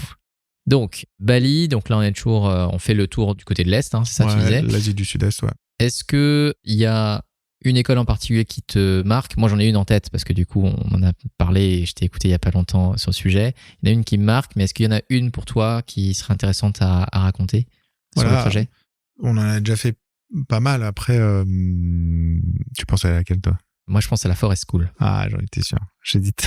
Pour moi, c'est vraiment celle qui est tellement différente et qui, je pense, change pas mal la manière dont on peut appréhender les choses. Ouais, complètement. Et voilà, moi, je sais que c'est celle que je t'aurais demandé, mais si t'en as une autre, du coup, je sais pas. J'en ai tellement, vraiment, je pourrais toutes te les raconter, elles sont toutes tellement particulières, mais je te dis, il faut quand même que je trie. Donc, tu vas m'aider à trier. Ouais. Tu m'as aidé à trier, ça y est. C'est la seule que j'ai en tête, donc... Donc, pourtant, je t'en ai parlé de plusieurs. Ouais, j'en ai d'autres, mais c'est celle qui m'a le plus marqué. Ouais, mais je comprends. Mais moi aussi, d'ailleurs, c'est avec celle-là que j'ai introduit ma conf. C'est toujours celle qui est la plus marquante, quoi. Et ça, c'est Nouvelle-Zélande. Donc là, on a passé l'Australie. En plus, tu m'avais dit que tu voulais me parler de la Nouvelle-Zélande. Donc, mais la Nouvelle-Zélande, c'est... En termes de changement, déjà, c'est loin. L'Australie, c'est loin aussi. La Nouvelle-Zélande, c'est encore plus loin. C'est encore plus loin, la Nouvelle-Zélande. Ah bah ouais, là, je pense que je sais pas si on peut faire plus à l'opposé de chez nous. Vraiment, il faudrait que je regarde, tu sais, pile à l'opposé du globe terrestre, de là où on se trouve aujourd'hui. Je me demande où ça tombe, mais je pense que ça tombe pas loin de la Nouvelle-Zélande. Ouais, d'accord. Donc on est quand même franchement loin. Et c'est une culture hyper intéressante, insulaire, avec une histoire très ancrée. Voilà, c'est un pays qui a la double culture, le double langage, avec la culture aborigène ancestrale, quoi. Ouais. Donc même s'il y a c'est anglophone, il y a quand même les Maoris qui apportent l'intégralité de leur culture. Tu le vois quand tu vois le rugby et les All Blacks. Oui, c'est sûr. C'est emprunt, quoi. Mais c'est pas pour faire semblant et c'est pas du show, quoi. C'est leur culture. Et donc là-bas, on a visité plusieurs écoles par le biais de rencontres. Là, j'ai vraiment pas le temps de t'en parler. Ok, d'accord. Mais tous les deux, on en discute rapidement. Exactement. Et dont une qui a une forest school, effectivement. On est tombé dessus vraiment un peu par hasard, mais en fait, ça a été une expérience. Là non plus, on n'était pas prêts. Donc par hasard, tu dis. Ouais, vraiment. En fait, on était hébergés dans une famille en woofing. Ça se fait beaucoup là-bas. Donc woofing. tu peux décrire un peu le concept. Le woofing, c'est contre gîte et nourriture, t'offres tes services. Là, c'était dans une ferme laitière. On a tout ce dont ils avaient besoin. On leur a dit, nous, on est là pour vous aider, quoi. C'est marrant parce que je vois plus ce concept-là pour, tu vois, des étudiants ou des choses comme ça. Là, en fait, c'est vraiment une famille qui le fait. Ouais, carrément. Alors, c'est vrai qu'avant nous, il y avait plutôt des gens étudiants qui l'avaient fait, mais nous, en tant que famille, on s'est proposé et ils nous ont accueillis les bras ouverts, quoi. Ok, ouais, je savais pas que ça se faisait aussi. Justement, en fait, eux, ils avaient 2 filles petites, et quand ils se lèvent à 4h du mat pour aller traire les vaches, qu'ils reviennent à 11h et qu'ils font une petite sieste, c'est bien s'ils ont quelqu'un qui s'occupe de leurs enfants, quoi. Et nous, on a fait ça. Ouais. On a construit une cabane. Je t'avais dit qu'on reviendrait à la cabane en Nouvelle-Zélande. On a construit une cabane, on a rénové une cabane pour les petites et tout. On a aidé au champ, on a aidé parce qu'ils cultivent du maïs pour nourrir les bêtes. On a aidé à moissonner le maïs, on a aidé pour les vaches, évidemment. C'était tout un travail. Ils sont très mécanisés, mais quand même, quoi. Et aussi, tu passes pas non plus ton temps à faire que ça, ils te laissent faire ce que tu as envie. Et ils nous ont dit, nous, il y a une forest school pas très loin de chez nous, si vous voulez aller la visiter, allez-y, ça pourrait être cool. On a fait, excellente idée, on y allait. Et du coup, toi, tu connaissais le concept de forest school ? Ouais. Alors, outre le fait que ma femme, aujourd'hui, elle fait déjà une journée par semaine où elle est à l'extérieur de l'école. C'est pas une forest school, mais je veux dire, c'est inspiré de ça, et le but, c'était d'en faire ça sans pouvoir faire vraiment une forest school. Ok. Ouais, on avait déjà la notion. Donc c'est ça. Donc le concept de Forest School, si avant de rentrer dans l'expérience, tu pouvais le décrire pour les personnes qui ne connaîtraient pas. L'idée de la Forest School, c'est de se dire, on n'est pas obligé de faire l'école dans une classe, sur une chaise qui a des bureaux et à tous alignés devant un professeur sur une estrade. L'école, on peut la faire dans la forêt. Ouais, donc c'est vraiment au sens littéral du terme, une Forest School. Ah là, tu peux pas être plus littéral. Et donc cette Forest School, donc on te dit, ok, il y a un truc là-bas, va voir. Qu'est-ce qui se passe ? Donc, tu vas les rencontrer ? On les contacte, on leur dit qu'on aimerait visiter, on leur présente le projet, ils nous disent, mais pas de problème. Venez à 13h, les enfants arrivent à 13h, là en l'occurrence, c'est ce temps-là. Et on vous accueillera avec grand plaisir, vous pouvez venir autant de temps que vous voulez. On était là à l'heure, on arrive devant un petit bungalow où les enfants arrivent les uns après les autres, ils sont accueillis. On rencontre les 2 maîtresses, animatrices, je sais pas comment il faut les appeler en fait. Mais très gentils, qui nous accueillent à bras ouverts et nous disent on est super content de vous avoir avec nous, on va vous montrer ce que c'est que notre forest school, regardez comment ça se passe, voilà comment on les accueille, voilà ce qu'on fait. On leur pose quelques questions sur nos 3 questions. Les fameuses. Autant te dire que l'environnement, ça leur a beaucoup parlé, on les sensibilise à ça, c'est notre enjeu justement. Ils sont connus pour ça aussi là-bas. Exactement. Ouais, alors ils sont dans une phase de reforestation hyper importante aujourd'hui en Nouvelle-Zélande, parce qu'ils ont déforesté pendant... beaucoup d'années pour mettre des moutons, et là ils reviennent un peu en arrière. Ils reforestent beaucoup. Et le digital par contre beaucoup moins, et l'esprit critique c'était pas structurant pour elle. Bon, ok, Ok. voilà. Après, c'est là où les gens en sont. Hein. Exactement. L'idée, c'est pas de leur dire qu'il fallait qu'ils fassent autrement. Vraiment, nous, notre objectif, c'était de voir ce qui se passait, quoi. Et après, l'heure arrive, tous les enfants sont là, ils font l'appel, c'est bon, c'est parti, on y va, on marche 5, 10 minutes sur un petit chemin et jusqu'à une petite barrière. On passe la barrière, on ferme la barrière, voilà, on est à l'école. Ça y est, au milieu d'une forêt. La barrière, c'est un grand périmètre qui permet de délimiter. Les enfants vont rester là-dedans. Mais maintenant, ça y est, on est à l'école, quoi. Et c'est plutôt safe comme forêt? Ça veut dire, est-ce que c'est une forêt avec, tu vois, des arbres bien espacés, tu sais, comme il y a des forêts comme ça où tu vois très loin? Ou est-ce que c'est des forêts comme on peut le voir dans les films, un peu plus resserrées, et on ne sait pas trop si les gens peuvent se cacher ou pas? Ouais, alors non, là tu peux te cacher. Là, Ok, tu peux te cacher. Il y a un chemin quand même qui traverse tout le champ qu'on a emprunté, qui était plutôt boueux, quoi. C'est pas non plus. Oui, donc c'est pas une forêt qui est travaillée au sens humain du terme. Ah non, pas du tout. Les arbres ils sont pas alignés. C'est pas ça. Ouais. Il y a Donc une là, petite rivière qui le traverse aussi. C'est vraiment l'espace qui, voilà, on a décidé de prendre cet espace-là, mais Exactement. après on fait avec ce qu'il y a, quoi. Exactement. Okay. Ça monte, ça descend. Enfin, tu vois, il y a un peu de dénivelé. Il y a vraiment, tu peux trouver un peu tout ce que tu peux imaginer en termes de forêt. Pas du tout une forêt rangée classée, quoi. Ok. Et donc vous y allez, et ensuite on dit, voilà, vous avez l'espace, sortez pas de là, et ensuite ils font quoi? Et ensuite, on leur présente le programme de la journée. Et donc nous, on l'apprend en même temps. On va faire des pancakes. Ok. On est au milieu d'une forêt, mais... Et pourquoi pas des crêpes? Très bonne question. Là, c'était les pancakes. Donc, elle a amené tout ce qu'il fallait pour faire les pancakes. On va faire griller des marshmallows. On va faire du tissage. Voilà, en gros, c'était le programme de la... Ouais, voilà, c'était le programme de la journée. Donc, ça veut dire que dans la forêt, les personnes avaient amené du matériel directement? Alors, les deux animatrices ont amené de quoi faire les pancakes, tu vois. Ouais. Mais la poêle, elle est déjà là. Le coin-feu, il est déjà là. Et surtout, il y a une petite cahute à côté. Et quand elles ont fini de donner le programme, les enfants, ils ouvrent la cahute. Et là, ils sortent des scies, des clous, des marteaux, un fendeur à bûche. Et puis, c'est parti, quoi. C'est ça, l'école. D'ailleurs, les enfants, c'est quel âge? Là, t'es sur du 6 ans, 10 ans, max. Oui, c'est quand même des petits. C'est-à-dire que tu dis, il y a quand même des enfants qui sortent des scies, des fendeurs à bûche. C'est ça. Donc, quand même des outils qui peuvent être dangereux lorsque mal manipulés. Déjà, même par des adultes. Et donc, de ce que j'entends, c'est que là, en gros, il n'y a pas coup de sifflet, mais en gros, il y a un go où les enfants, ils y vont de manière autonome et ils commencent à se mettre en œuvre. Exactement. Ça veut dire que c'est quelque chose qui leur a été appris à un instant T, tu penses? Enfin, tu vois, toi, t'arrives à ce moment-là, mais qu'est-ce qui fait que ces enfants-là sont aussi autonomes, déjà? On en a discuté un peu avec les deux encadrantes parce que nous, c'est quelque chose qui nous a choqué direct, tu vois. Mais attends, pourquoi tu leur files des scies? Ils vont perdre un bras. C'est évident. Ouais, c'est évident. Alors qu'en fait, personne n'a perdu de bras dans cette affaire-là, je te le garantis. Mais attention, on est en Nouvelle-Zélande. Hein. Ici, t'es chez les farmers, quoi. T'es au fin fond de la Nouvelle-Zélande.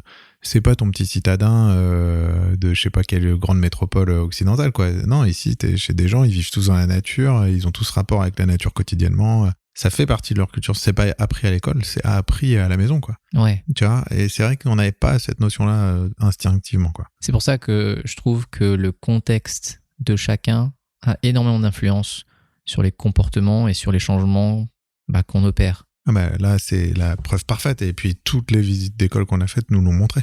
J'ai une conviction, c'est que tu peux pas enseigner. Donc, tu as une conviction. Ouais. Très bien. Ouais, ma conviction, c'est que, outre le principe de pédagogie différenciée, qui demande à ce qu'on adapte la pédagogie aux besoins de chacun des élèves, il y a quand même une notion de... Les groupes classes n'ont pas forcément le même... contexte, ils vivent pas dans les mêmes écosystèmes, et à partir de ce moment-là, je pense pas qu'on puisse créer une pédagogie qui soit duplicable à volonté dans toutes les écoles du monde, quoi. Le côté universel, tu n'y crois pas alors? Non, c'est pas l'expérience que moi j'ai vécue. Ouais, c'est important parce que on le voit dans tous les cas pour beaucoup de gens aujourd'hui, les systèmes éducatifs ne sont pas forcément très glorieux quand on voit la manière dont les enfants et peut-être, je sais pas toi, l'expérience que tu as du système éducatif, mais moi je rencontre beaucoup de jeunes qui savent pas ce qu'ils veulent faire après, qui sont dégoûtés de l'école. Moi, dans mon exemple n'est pas forcément bon parce que moi j'ai pas trop réfléchi. Moi j'ai plus fait, ok, je fais ce qu'on me dit de faire et je suis un bon élève et c'est tout, tu vois. Ouais. Mais je sais que je rencontre de plus en plus de gens qui se posent la question de est-ce que ce truc-là, je suis obligé de l'apprendre parce que c'est le tronc commun et il y a quelqu'un qui a défini pour moi ce que je devais apprendre et comment je devais l'apprendre, Ouais, c'est ça. sans prendre en compte qui j'étais, mes envies et un monde qui change autour, qui fait que ça se trouve, je serais inadapté avec ces informations-là et ce mode d'apprentissage. Donc, je trouve qu'au contraire, c'est un apprentissage qui est super intéressant parce que toi, tu allais le voir ailleurs. Ça veut dire que le fait d'avoir la preuve que ailleurs ils le font autrement, c'est pas forcément dire c'est mieux, c'est moins bien. C'est déjà, il existe des alternatives et c'est pas que dans ma tête et c'est pas que de l'imaginaire. C'est un très très bon résumé de la situation en fait. Tu vois, moi, mon ambition à parler de tout ça, c'est pas dire regardez, ils font mieux ailleurs, il faut faire comme eux, quoi. C'est pas du tout ça l'idée, mais c'est vraiment être capable de dire il n'y a pas qu'une façon de le faire. Donc s'il n'y a pas qu'une façon de le faire, remettons en question la façon dont nous on le fait. Est-ce que avoir un système unique pour enseigner les choses, même si en fonction des professeurs, ils ont quand même une liberté pédagogique qu'ils peuvent mettre en œuvre, ainsi de suite. Oui, bien sûr. Mais bon, je questionne quand même vachement le fait que cette liberté pédagogique, elle soit pleinement exploitée par l'ensemble des enseignants. Même s'il y en a plein qui font plein d'efforts là-dessus et je respecte énormément ce qu'ils font, il y a aussi une standardisation du modèle éducatif, des expériences que j'ai aujourd'hui, moi, en France, qui est dommage, je pense, parce qu'il y a d'autres choses à aller chercher. J'ai l'impression que derrière, il y a une sorte de mécanisation de l'humain. Alors, j'invente des notions comme ça, hein. Mais cette vision que on veut dire que, voilà, on est tous différents, voilà, on est des humains, mais c'est surtout par rapport à des robots. Et j'ai l'impression, et c'est pareil dans le monde de l'entreprise, que on traite les gens comme des robots. Parce que ça nous arrange pour la prise de décision que les gens fonctionnent pareil. Alors qu'on affiche à l'extérieur qu'on veut valoriser la diversité. C'est une conversation qu'on a eue tout à l'heure sur le scooter. Mais je pense que c'est une discussion qui est importante parce que quand on veut valoriser la diversité, ça veut dire accepter d'aller un petit peu moins vite parce que forcément, il faut accueillir les différences d'opinion pour essayer de créer quelque chose qui est censé être plus riche par la suite. Mais bordel, qu'est-ce que c'est chiant de devoir temporiser, prendre le temps et essayer de trouver pas forcément un consensus, mais de s'être enrichi d'une conversation où on a eu des divergences d'opinion. Tout à fait, ouais. Mais je sais pas si c'est pas avec toi qu'on avait cette conversation il y a quelques mois de ça déjà, sur la différence entre standardiser les choses et harmoniser les choses. Si, c'est potentiellement avec moi. Ouais. Il me semble bien, tu vois. On vois. était dans la file d'attente pour les manger. Exactement. Ça m'est revenu comme ça, mais tu vois, c'est évident. Enfin, c'est bien ça, j'en suis encore là, quoi. C'est vraiment pourquoi on crée un framework, on veut standardiser et rentrer tout le monde dans ce framework. Je suis pas sûr que ce soit ça l'idée, quoi. La question, c'est plutôt prenons chacun et faisons en sorte que chaque diversité permet de fonctionner avec l'autre diversité d'à côté, quoi. Essayons de faire aller tout le monde dans le même sens, dans la même tonalité à la rigueur, mais pas forcément de la même manière. Et c'est la difficulté.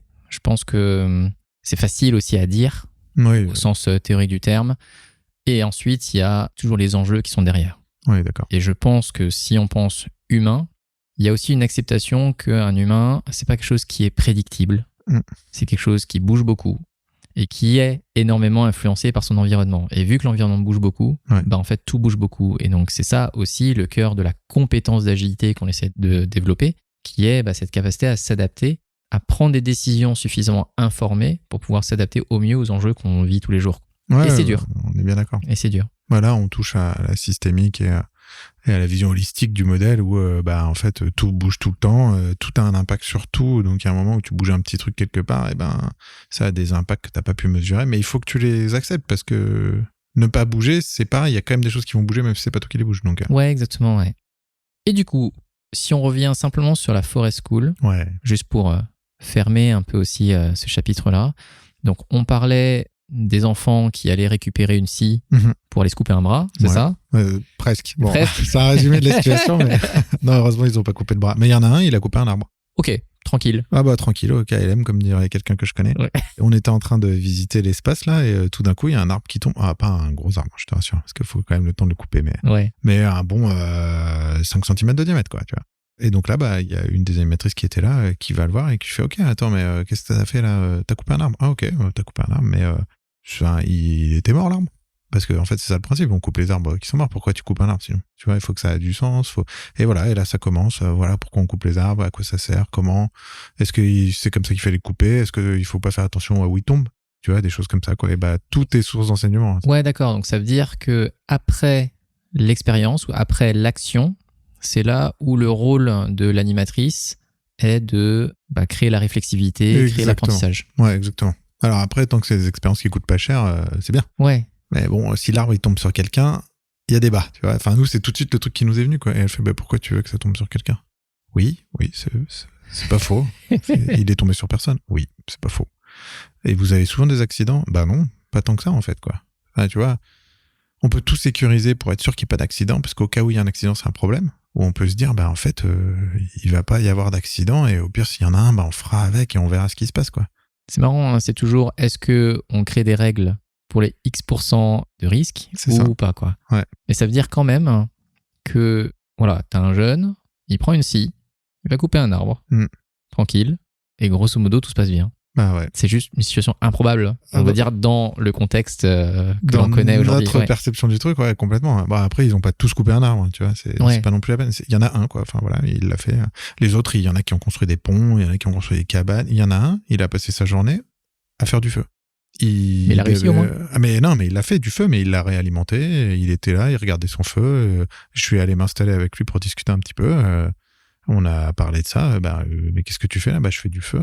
Et t'aimes ça? Ouais, moi j'aime bien ça. J'aime bien le voir fonctionner. J'aime bien remettre du bois. J'aime bien comment ça fait. Et puis voilà, c'était ça qu'il avait envie de faire aujourd'hui. Il fait pas ça tous les jours, hein. Mais ce jour-là, s'il avait envie de faire du feu, il a fait du feu toute la journée. Mais ça veut dire que en termes d'enseignement, donc tu disais, on passe la barrière, donc on a sécurisé l'ensemble. Mais après, il n'y a pas tellement d'instructions. C'est-à-dire que au-delà de, voilà, on va faire des pancakes, il faut quand même de la préparation. Le reste, c'est faites ce que vous voulez. Ouais, c'est ça, en fait. Il y a vraiment consomme la pédagogie que tu veux, en fait. C'est si aujourd'hui, tu as envie de faire du feu, tu fais du feu. Si demain, tu veux venir faire l'activité qu'on fait, tu feras cette activité-là, quoi. Tu viens consommer ta pédagogie. On n'est pas là pour te la distribuer et toi, c'est à toi de l'apprendre. Il faut que tu l'apprennes parce que derrière, tu seras interrogé pour le faire. Tu seras interrogé pour le faire. Chez nous, c'est très ça, tu vois. On te fait une leçon et après, on va te faire réciter pour voir si tu as bien compris ce qu'on t'a enseigné, quoi. Ouais, mais de leur côté. Mais alors là, pas du tout, c'est pas du tout ce modèle-là. Ouais, ok. Donc de leur côté, il y a donc des gens qui font des choses. Mais par exemple, la personne que tu as vue qui faisait du feu, imaginons que cette personne, elle voulait faire du feu, mais elle savait pas. Tu penses, enfin je suppose, hein, tu vois, que serait dit, ouais, moi j'aimerais bien faire du feu, est-ce que tu peux me montrer comment on fait ou comme ça? C'est ça qui... C'est exactement comme ça que ça s'est passé. Il est arrivé, il a dit, moi je veux faire du feu. Ils ont fait, très bien, regarde, on va se mettre à un endroit, on va faire du feu, voilà comment ça se passe. Et le feu, ils l'ont pas allumé avec un briquet, hein. Ils l'ont allumé avec une pierre à feu, ils ont fait une étincelle sur un bout de coton. Ils avaient du coton et des pierres à feu, d'accord, mais voilà. Attends, là je viens juste d'avoir un éclair de génie. Pierre à feu, en fait... Il y a un petit bâton, je sais plus ce que c'est comme matériau... Je vais te dire une bêtise, alors je sais, c'est un matériau spécial, un métal spécial, et tu frottes ça avec une lame de cutter, avec une lame de couteau, avec tout ce que tu veux, ça crée des étincelles, et tu mets un morceau de coton en dessous, le coton il s'enflamme, voilà, t'as du feu, après tu mets des petites brindilles, des plus grosses brindilles, des petites branches, des plus grosses branches, des bûches, quoi. C'est marrant parce que du coup, c'est pas aussi le nom de la famille... Pierre à feu. Ouais, préhistorique là, des animés, c'est marrant, c'est je me suis dit, tiens, c'est marrant, ce nom il me dit quelque chose, et donc ils avaient ce matériel-là pour créer des expériences. Je suppose, en fait, des personnes de cet âge-là. Exactement. En tout cas, les pancakes, c'est pareil. Il y avait un espace fait pour faire du feu à hauteur, pour mettre une poêle dessus. Et le feu, c'est les élèves qui l'ont allumé. Et est-ce que tu as vu des élèves qui ne faisaient rien? Non, pas du tout. Ils étaient tous en train de faire quelque chose. Il y en a qui creusent un trou, l'autre qui saute à cloche-pied, l'autre qui coupe des bûches.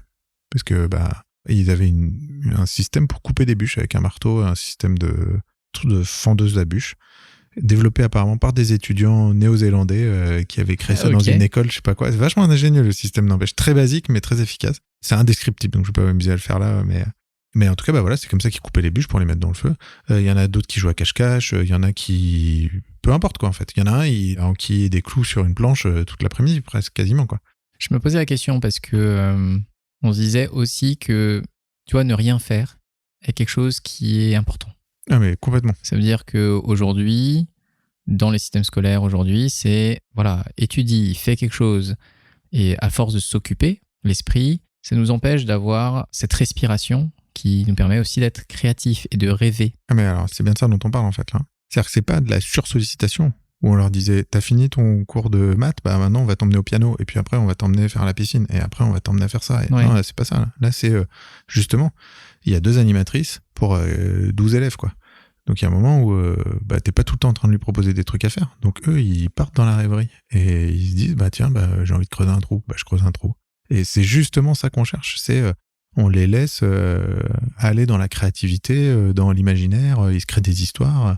Tu vois, quand un enfant il te dit je m'ennuie, effectivement, il faut pas aller lui chercher plein de trucs à faire et plein d'idées de trucs à faire, c'est pas du tout l'idée. Mais il faut pas non plus lui dire non mais c'est bien que tu t'ennuies parce que c'est hyper important pour ta créativité. Il s'en fout l'enfant de ça. Ouais. Par contre, il faut réussir à avoir une approche très douce sur en fait, je vais pas lui dire, mais je vais le laisser s'ennuyer, quoi. Donc il y a quand même une approche humaine de la pédagogie qui est adaptée à chacun des enfants dans le contexte dans lequel ils sont, parce que ça veut dire qu'il y avait aussi plusieurs âges. Tu disais de 6 ans à 10 ans, donc ça veut dire qu'ils ne sont pas quand même au même stade d'évolution et d'envie. Non, pas du tout, effectivement. Même si à cet âge-là, c'est très proche et très différent, quoi. Entre un enfant de 6 ans et de 10 ans, il y a quand même une grosse différence. Ouais. Et en même temps, ils sont quand même dans des univers où, tu vois, ils sont pas trop partis trop loin en termes de centre d'intérêt, quoi. Il y a un moment où tu joues toujours à cache-cache, que t'es 6 ans ou 10 ans, dans les deux, tu vois, ça va encore. Il y a des trucs qui se comprennent pas trop, qui s'échangent pas, mais ça va. Donc, ça va, ça s'anime assez bien. Je dirais ça comme ça. D'accord. Bah, c'est super, en tout cas comme expérience. Et donc malheureusement, on va pas pouvoir faire plus d'écoles. C'est déjà pas mal comme tour du monde et voir tout ce que tu nous as partagé. Merci pour ça. Est-ce que de ce tour du monde, tu pourrais nous partager quelques apprentissages? Parce que initialement, tu m'as dit, voilà, il y a eu un avant et un après. Et du coup, à quoi ressemble cet après? Qu'est-ce que toi, t'en as retiré? Qu'est-ce qui a changé chez toi aujourd'hui que tu es revenu? Après, il y a une forme de prise de recul vis-à-vis de ce que je peux vivre moi aujourd'hui au quotidien, tu vois. Mmh. C'était pas juste une parenthèse. On est parti, on revient et on recommence comme avant, quoi. Il y a clairement quelque chose qui a changé dans le sens où t'es obligé de te dire quand il t'arrive quelque chose, mais en même temps, il faut relativiser, quoi, parce que j'ai vu des choses. Je dis pas que j'ai vu la misère humaine, tu vois, j'ai pas fait de l'humanitaire dans des camps. Enfin, c'est d'autres histoires, quoi. Mais même comme ça, en fait, tu vois d'autres cultures, tu vois d'autres choses et quand t'as un enfant de 5 ans qui préfère aller sur la place du marché vendre des bracelets à $1 plutôt que d'aller à l'école parce que au moins là il a $1 alors qu'aller à l'école il sait pas quand est-ce qu'il aura de l'argent avec le travail qu'il aura peut-être un jour. Je pense qu'on part pas pareil dans la vie, tu vois. Je dis pas qu'il faut qu'on parte tous pareil, mais il y a un moment où sachons aussi apprécier ce qu'on a, quoi. Arrêtons de demander toujours plus de trucs. On est parti en voyage avec un sac à dos. Ouais. Donc chacun. Les filles portaient déjà 5 kilos quasiment chacune. Nous, on était plutôt aux alentours de 14-15. Ce qui est déjà pas beaucoup. En fait, c'est pas beaucoup. Hein. Ouais, je me rends pas compte. Là, t'as une paire de chaussures, une paire de tongs, un short, un pantalon, 3 t-shirts, 4 caleçons, 4 paires de chaussettes. En termes d'affaires, c'est tout, quoi. Après, ouais, d'accord. Ça va vite, hein. Ah ouais. Après, c'est parce que t'as aussi un peu de trousse de secours, un peu de paperasse, un peu de carnet de voyage, un peu de... Enfin, tu vois, tu rajoutes tous les trucs annexes, mais... c'est ultra minimaliste. Et là, tu te dis, attends, j'ai vécu 1 an avec ça. Au pire, si t'as vraiment besoin d'un truc, tu l'achètes en plus, tu vois. Ouais, ton t-shirt, il est troué, t'en achètes un autre, quoi. Mais c'est sûr que tu changes pas de fringues tous les jours. Tu les laves, mais tu ne changes pas de tenue tous les jours, quoi. Donc, tu rentres en France, t'as loué ta maison, tu reviens, il y a rien dedans, tu te dis, putain, est-ce qu'il faut vraiment que je remette tout ce qu'il y avait avant? Ouais. Peut-être pas, en fait, quoi. Peut-être que si j'ai besoin de moins de choses, j'aurai moins de problèmes aussi, moins de trucs à gérer, quoi. Moins de trucs que tu risques de perdre, moins de trucs que tu risques d'abîmer, d'être obligé de changer, moins de trucs que tu risques d'entretenir, moins de bibelots que tu es obligé de déplacer quand tu fais ta poussière, moins de... Tu vois, et le gros changement, il était là-dessus, quoi. Il est sur... Je veux pas dire une décroissance, mais une minimalisation, quoi. On essaie de minimaliser les choses, un maximum. Et qu'est-ce qui a changé pour ta femme et tes filles, du coup? Parce que là, on parle de toi, donc, avec la vision que tu avais, les envies que tu avais. Est-ce que tu as une vision de ce qui a changé pour elles? Est-ce que vous en ayez parlé? Alors, les filles, honnêtement, autant grosse adaptabilité, franchement, elles sont parties, elles sont revenues, c'était comme si c'était rien passé, elles sont réadaptées. Et autant, justement, tellement adaptables que finalement, elles sont revenues assez vite à ce qu'elles faisaient avant. Ok. Il y a plein de prises de conscience, hein. Tu vois, je te parlais tout à l'heure du petit garçon qui vendait des bracelets à $1 sur le marché. Il y a quelques jours, ma fille, elle me disait, mais tu te souviens de ce petit gars, en fait, quand j'y pense, finalement, l'école obligatoire, c'est plutôt une bonne chose, quoi. Bon. C'est vrai qu'à 10 piges, quand elle te dit ça, tu te dis, il y a quand même des trucs qui ont cranté, quoi, dans ta tête depuis ce voyage, ça c'est sûr. Ouais, mais après, les interprétations, les conclusions, c'est autre chose. Voilà. Mais ça veut quand même dire qu'elle se souvient de ça et ça l'a suffisamment marqué pour pouvoir en reparler. Exactement. Ouais. Et des petites anecdotes comme ça, on en reparle régulièrement, tu vois. Notre voyage, clairement, il ponctue énormément de nos discussions. Pas toutes, on parle pas que de ça, mais ça ponctue plein de trucs. Donc, je sais qu'il y a des prises de conscience, mais elles sont quand même assez vite revenues à ce qu'elles faisaient avant, quoi. Avec ma femme, on est plutôt aligné sur l'expérience dont je te parlais avant, quoi. La diminution, la minimalisation des trucs. Ouais. Bah super. En tout cas, c'est une très belle aventure. C'est vrai. Ça donne envie de savoir plein de petites choses parce qu'on n'est pas rentré dans quelles ont été les difficultés. Parce que je pense que quand on est 24-24, 365 jours ensemble, déjà à 2, c'est pas évident. Ouais. Alors à 4, avec des âges différents, des envies différentes, je pense qu'il y a plein de choses. Ouais. Mais voilà, ce sera peut-être pour un prochain épisode. Avec plaisir. Et ce que je te propose, c'est qu'on passe à la dernière phase de ce podcast. Ces fameuses cartes que tu vois en face de toi, on va enfin pouvoir y faire quelque chose. Ah, je me demandais. Donc, comme je te l'ai expliqué, il y a 2 paquets de cartes en face de toi. Un paquet de cartes qui sera plus orienté sur le passé. Donc tu verras soit l'année passée, soit un peu avant, comme tu le souhaites. Et d'autres sur le futur. Et donc pour commencer, ce que je te propose, c'est que je vais te donner ce premier paquet de cartes. Je te propose de les mélanger. Je les mélange très bien. Et ensuite d'en sélectionner une. Au hasard. Au hasard. Ce sera celle-là. Très bien. Donc retourne là, je te laisse la lire. Et puis ensuite, y répondre. Revenons sur l'année écoulée. Sachant ce que tu sais maintenant, qu'aurais-tu fait différemment? C'est une excellente question. C'était fait pour. Exactement. C'est vraiment pas simple, hein, parce que j'ai tendance à dire que tout ce qui nous est arrivé pendant le voyage, tu l'as dit, il y a des trucs plus ou moins faciles. On se souvient pas trop des trucs difficiles, on se souvient souvent des trucs heureux et tout. C'est très bien, là, on est plutôt bien fait pour ça, l'être humain. Donc, je pense, ouais. Donc j'ai envie de me dire, tout ce qui s'est passé, ça reste des apprentissages. Ouais.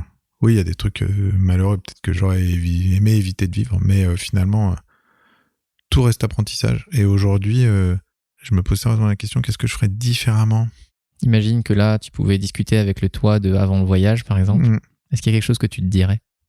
Prends 2 caleçons plutôt qu'un seul. Ah, franchement, j'enlèverais pas grand-chose. De notre sac, je crois que de tout le sac à dos, il y a un truc qu'on n'a pas utilisé, quoi.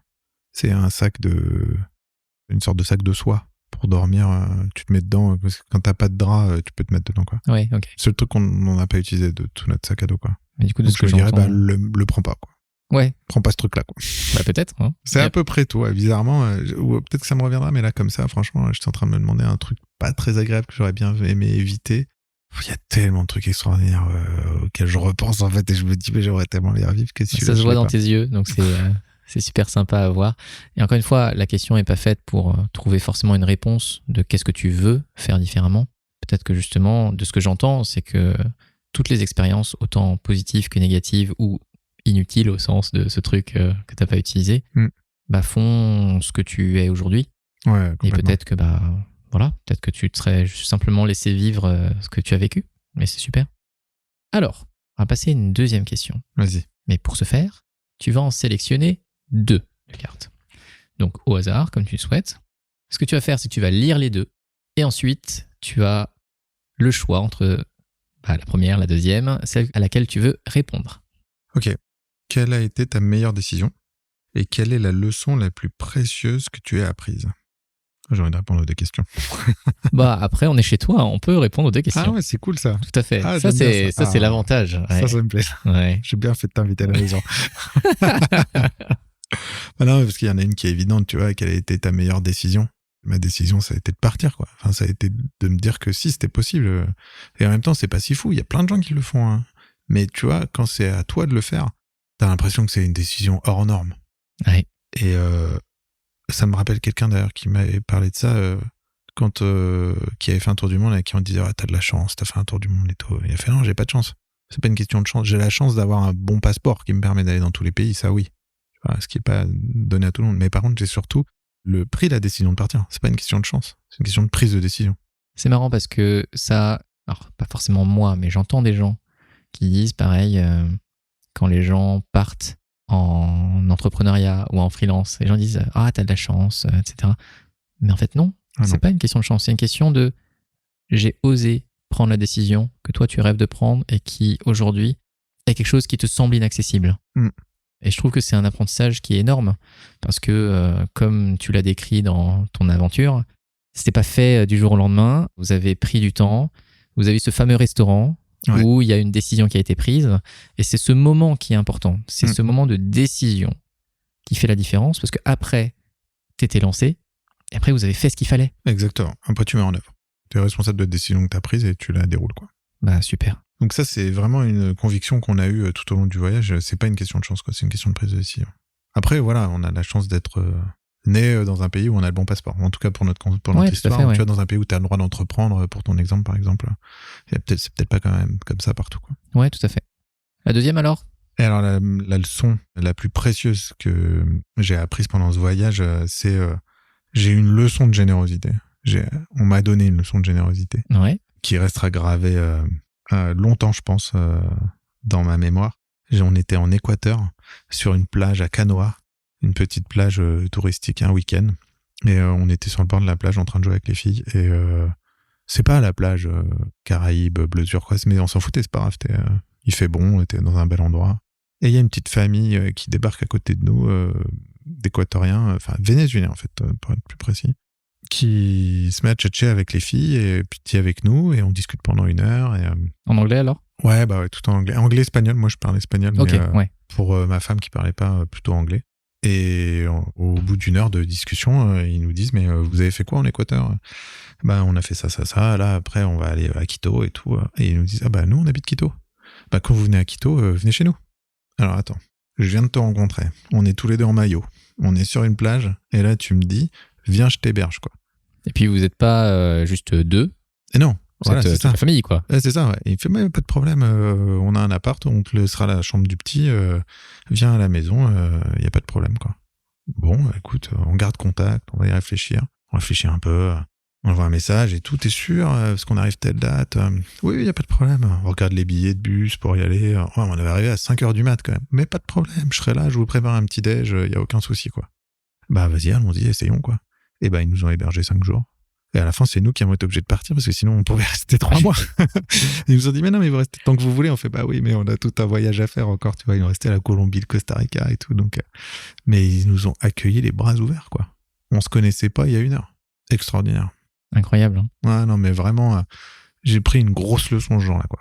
C'est vrai que c'est fou qu'on se rend pas compte que l'humanité est beaucoup plus belle qu'on pourrait le croire. Quand on voit les médias, quand on voit tout ce qui se passe, en fait, il existe encore de la générosité. Il existe encore des connexions qui peuvent se faire sans forcément qu'il y ait des arrière-pensées derrière, etc., quoi. Exactement. Et tu vois, on est toujours en contact avec eux. On les voit, on les Skype, on les... Ouais, carrément, on garde contact, évidemment, quoi. C'est une belle histoire. Ouais, c'est super. Ce que je te propose, c'est qu'on passe à l'autre paquet. Et puis tu pourras avoir la curiosité, si tu le veux, par la suite de voir les autres questions que j'avais présélectionnées. Merci, parce que j'avais bien envie de voir les autres cartes aussi. Donc là, c'est l'autre paquet. Donc là, c'était plus orienté passé, et là, c'est plus le futur. On va faire pareil. Sauf que tu vas en prendre 2 tout de suite, sélectionner, et après, tu en resélectionneras 2, sauf que tu me les donneras. Ok. On change un peu les règles du jeu. Ah, parfait, j'adore. Donc vas-y, je te laisse lire les 2. Alors, la première, c'est quel conseil vas-tu suivre? Dans le futur, donc. Ok. Et le deuxième, c'est que vas-tu faire pour la première fois de ta vie? Je choisis une des 2. Ouais. Je vais prendre le conseil. Ouais. Le conseil que je vais suivre, ça servait un peu à ce qu'on disait tout à l'heure, c'est je te conseille de sortir la tête de l'eau, en fait. Je te conseille de prendre du recul sur ce que tu vis. Je te conseille de pas rester dans ton petit précaré, enfin dans ta conception de ta vie aujourd'hui, et de régulièrement, on va dire ça comme ça, faire une phase de prise de recul par tout un tas de moyens pour prendre de la hauteur sur ce que tu vis et vivre pleinement ta vie, en fait. Pas te laisser enfermer. Ouais, je trouve que c'est un très bon conseil, en tout cas. Super. Et je te propose pour la dernière question, c'est que tu vas en sélectionner 2. Moi, je vais les lire, et c'est moi qui vais choisir. Ah ouais. Parce que moi, j'ai envie de jouer aussi. Ouais, je vois ça. Ouais. Après, je te propose que j'en tire une, et c'est toi qui réponds. Si tu veux. Allez, on peut jouer à ça. Alors, à quoi souhaites-tu consacrer plus de temps? Donc l'année prochaine ou dans le futur? Première question. Et la deuxième, l'année prochaine, quand tu regarderas les photos que tu as prises, qu'est-ce que cela te dira? Et moi, j'aime bien cette question-là. Ouais, alors attends, parce que je réfléchis à quelle photo, de quelle photo. C'est ça, tu regardes dans le futur, imagine qu'on est ce jour-là, mais l'année prochaine. Ah oui, d'accord, ok. Imagine les photos que tu auras prises. Ok, ça tombe bien, je viens de prendre une photo avec toi. Exactement. Donc je retombe sur cette photo. Par exemple, qu'est-ce que ça te dira? Prenons ça là, tiens. Ouais. Déjà parce que tu m'as influencé, donc je vais la prendre. Tout à fait. C'est ça que je choisis pour toi, hein, donc vas-y. Je pense que je me dirais que j'ai bien fait d'aller te voir ce jour-là où on s'est croisés tous les deux par hasard et où tu m'as parlé de ton projet et je me suis fait, moi en fait j'ai envie de lui parler du mien de projet, quoi. Je me dirais que c'est la concrétisation d'un hasard. On s'est rencontrés et on s'est dit, essayons quoi. Essayons de faire un truc parce que finalement, on s'est calé un rendez-vous, on s'est mis en ordre de marche pour réussir à le mettre en œuvre. T'as été très moteur là-dessus d'ailleurs. Ce qui était signe de vraie envie de le faire. Et, c'est une vraie décision. Hein. Ouais, voilà, ouais, c'est ça. Ouais, mais bon, après, tu sais, des gens qui ont des paroles en l'air, hein, j'en connais aussi pas mal. Oui, effectivement. Donc, je me dirais justement, c'est bien, c'est la concrétisation d'un truc, quoi. On a réussi à concrétiser quelque chose, quoi. Super. Du coup, tu voulais qu'on en tire une? Plutôt de quel côté? Ah, tu veux le passé ou le futur? Peu m'importe. Il y en a plus dans le passé, donc tu auras peut-être plus de choix si tu veux. Ouais, j'en prends 2 dans le passé. Et en plus, il se donne le choix, quoi. Ouais, regardez-le. Ouais. Alors, qui voudrais-tu remercier? T'as pas le droit de dire moi. Ok. C'est non pas que je sois égocentré, mais c'était tellement évident. C'est bon. Et à quel moment as-tu le plus ri? Ce sera plus facile pour moi de prendre le remerciement parce que quand je t'ai sélectionné celle pour le rire, c'est que tu vois, j'ai du mal à me souvenir des moments genre de fou rire. Ok. Par exemple. J'ai pas trop de souvenirs comme ça. Puis moi, j'ai une tendance à rigoler un peu de tout. Donc du coup, tu vois, je te vois bien joyeux comme ça. Ouais, non, mais j'ai pas de moment, tu vois, précis comme ça qui me vient à l'esprit. Eh c'est cette question-là que je vais choisir. Non, je rigole. Qui voudrais-tu remercier? Si je devais remercier quelqu'un... Quelqu'un à qui t'as envie de dire un merci. Un coup d'eau. Ouais, tu vois, tu disais égocentré. Je pense que j'aimerais bien me dire merci pour une fois. Ah, cool. C'est parce que cette année, c'est une année très particulière pour moi parce que je lance plein de choses pour la première fois. Je me donne les moyens de faire des choses qui sont l'expression de ma propre identité et pas simplement drivée par le marché. Et cette volonté de passer de l'ombre à la lumière, qui est un exercice qui est difficile pour moi, je trouve que ça m'apporte plein de belles choses. Et si j'avais pas décidé de le faire, jamais on aurait été là tous les deux, chez toi. Encore une fois, hein, là je viens chez toi, j'ai passé 20 minutes sur ton scooter. Ouais, carrément. Accroché, tu vois. Ouais, je t'ai baladé à Nantes. Donc il y a plein de choses que je n'aurais pas fait si je m'étais pas permis à moi-même de vivre ces expériences-là. Et donc, bien sûr, il y a plein d'autres gens qui m'ont influencé, mais il y a un moment donné où, comme tu le disais, il y a une décision à prendre. Et à un moment donné, il n'y a que toi qui peux prendre la décision de faire les choses. Donc voilà, c'est un peu égocentré, d'un certain angle. Mais je pense qu'on se le dit pas assez quand on fait des choses comme ça. Exactement, je suis assez d'accord avec ça. Oui, c'est très orienté sur toi, mais en même temps, on se le dit pas assez, quoi. C'est pas mal de se dire merci. Tu passerais ta journée à ça. Oui, on en discuterait, tu vois. On en rediscuterait. Mais bon, écoute, se dire une fois de temps en temps, ça fait du bien, je pense. En tout cas, merci pour cette opportunité de me dire merci. Moi, je te remercie pour l'invitation que tu m'as offerte à venir te voir. Pour l'invitation chez toi. Pour l'invitation chez moi, exactement. Participer à ce podcast, c'était une vraie belle expérience, j'adore. Super. Et du coup, s'il y a des personnes qui veulent continuer la papote avec toi, comment est-ce qu'ils peuvent te contacter? Moi, je crois que moi, je suis pas très réseau, donc il n'y a qu'un seul point de contact. Je pense que ça doit être mon LinkedIn, quoi. Ils seront toujours les bienvenus, il n'y a pas de problème. Je suis assez disponible. Par message sur LinkedIn, ils me trouveront. Ok, super. Voilà, c'est l'heure de la fin. Merci encore Thomas pour ce partage et pour l'authenticité que tu as eue dans cette histoire. Et puis à la prochaine. Avec grand plaisir. Salut. Salut, à plus.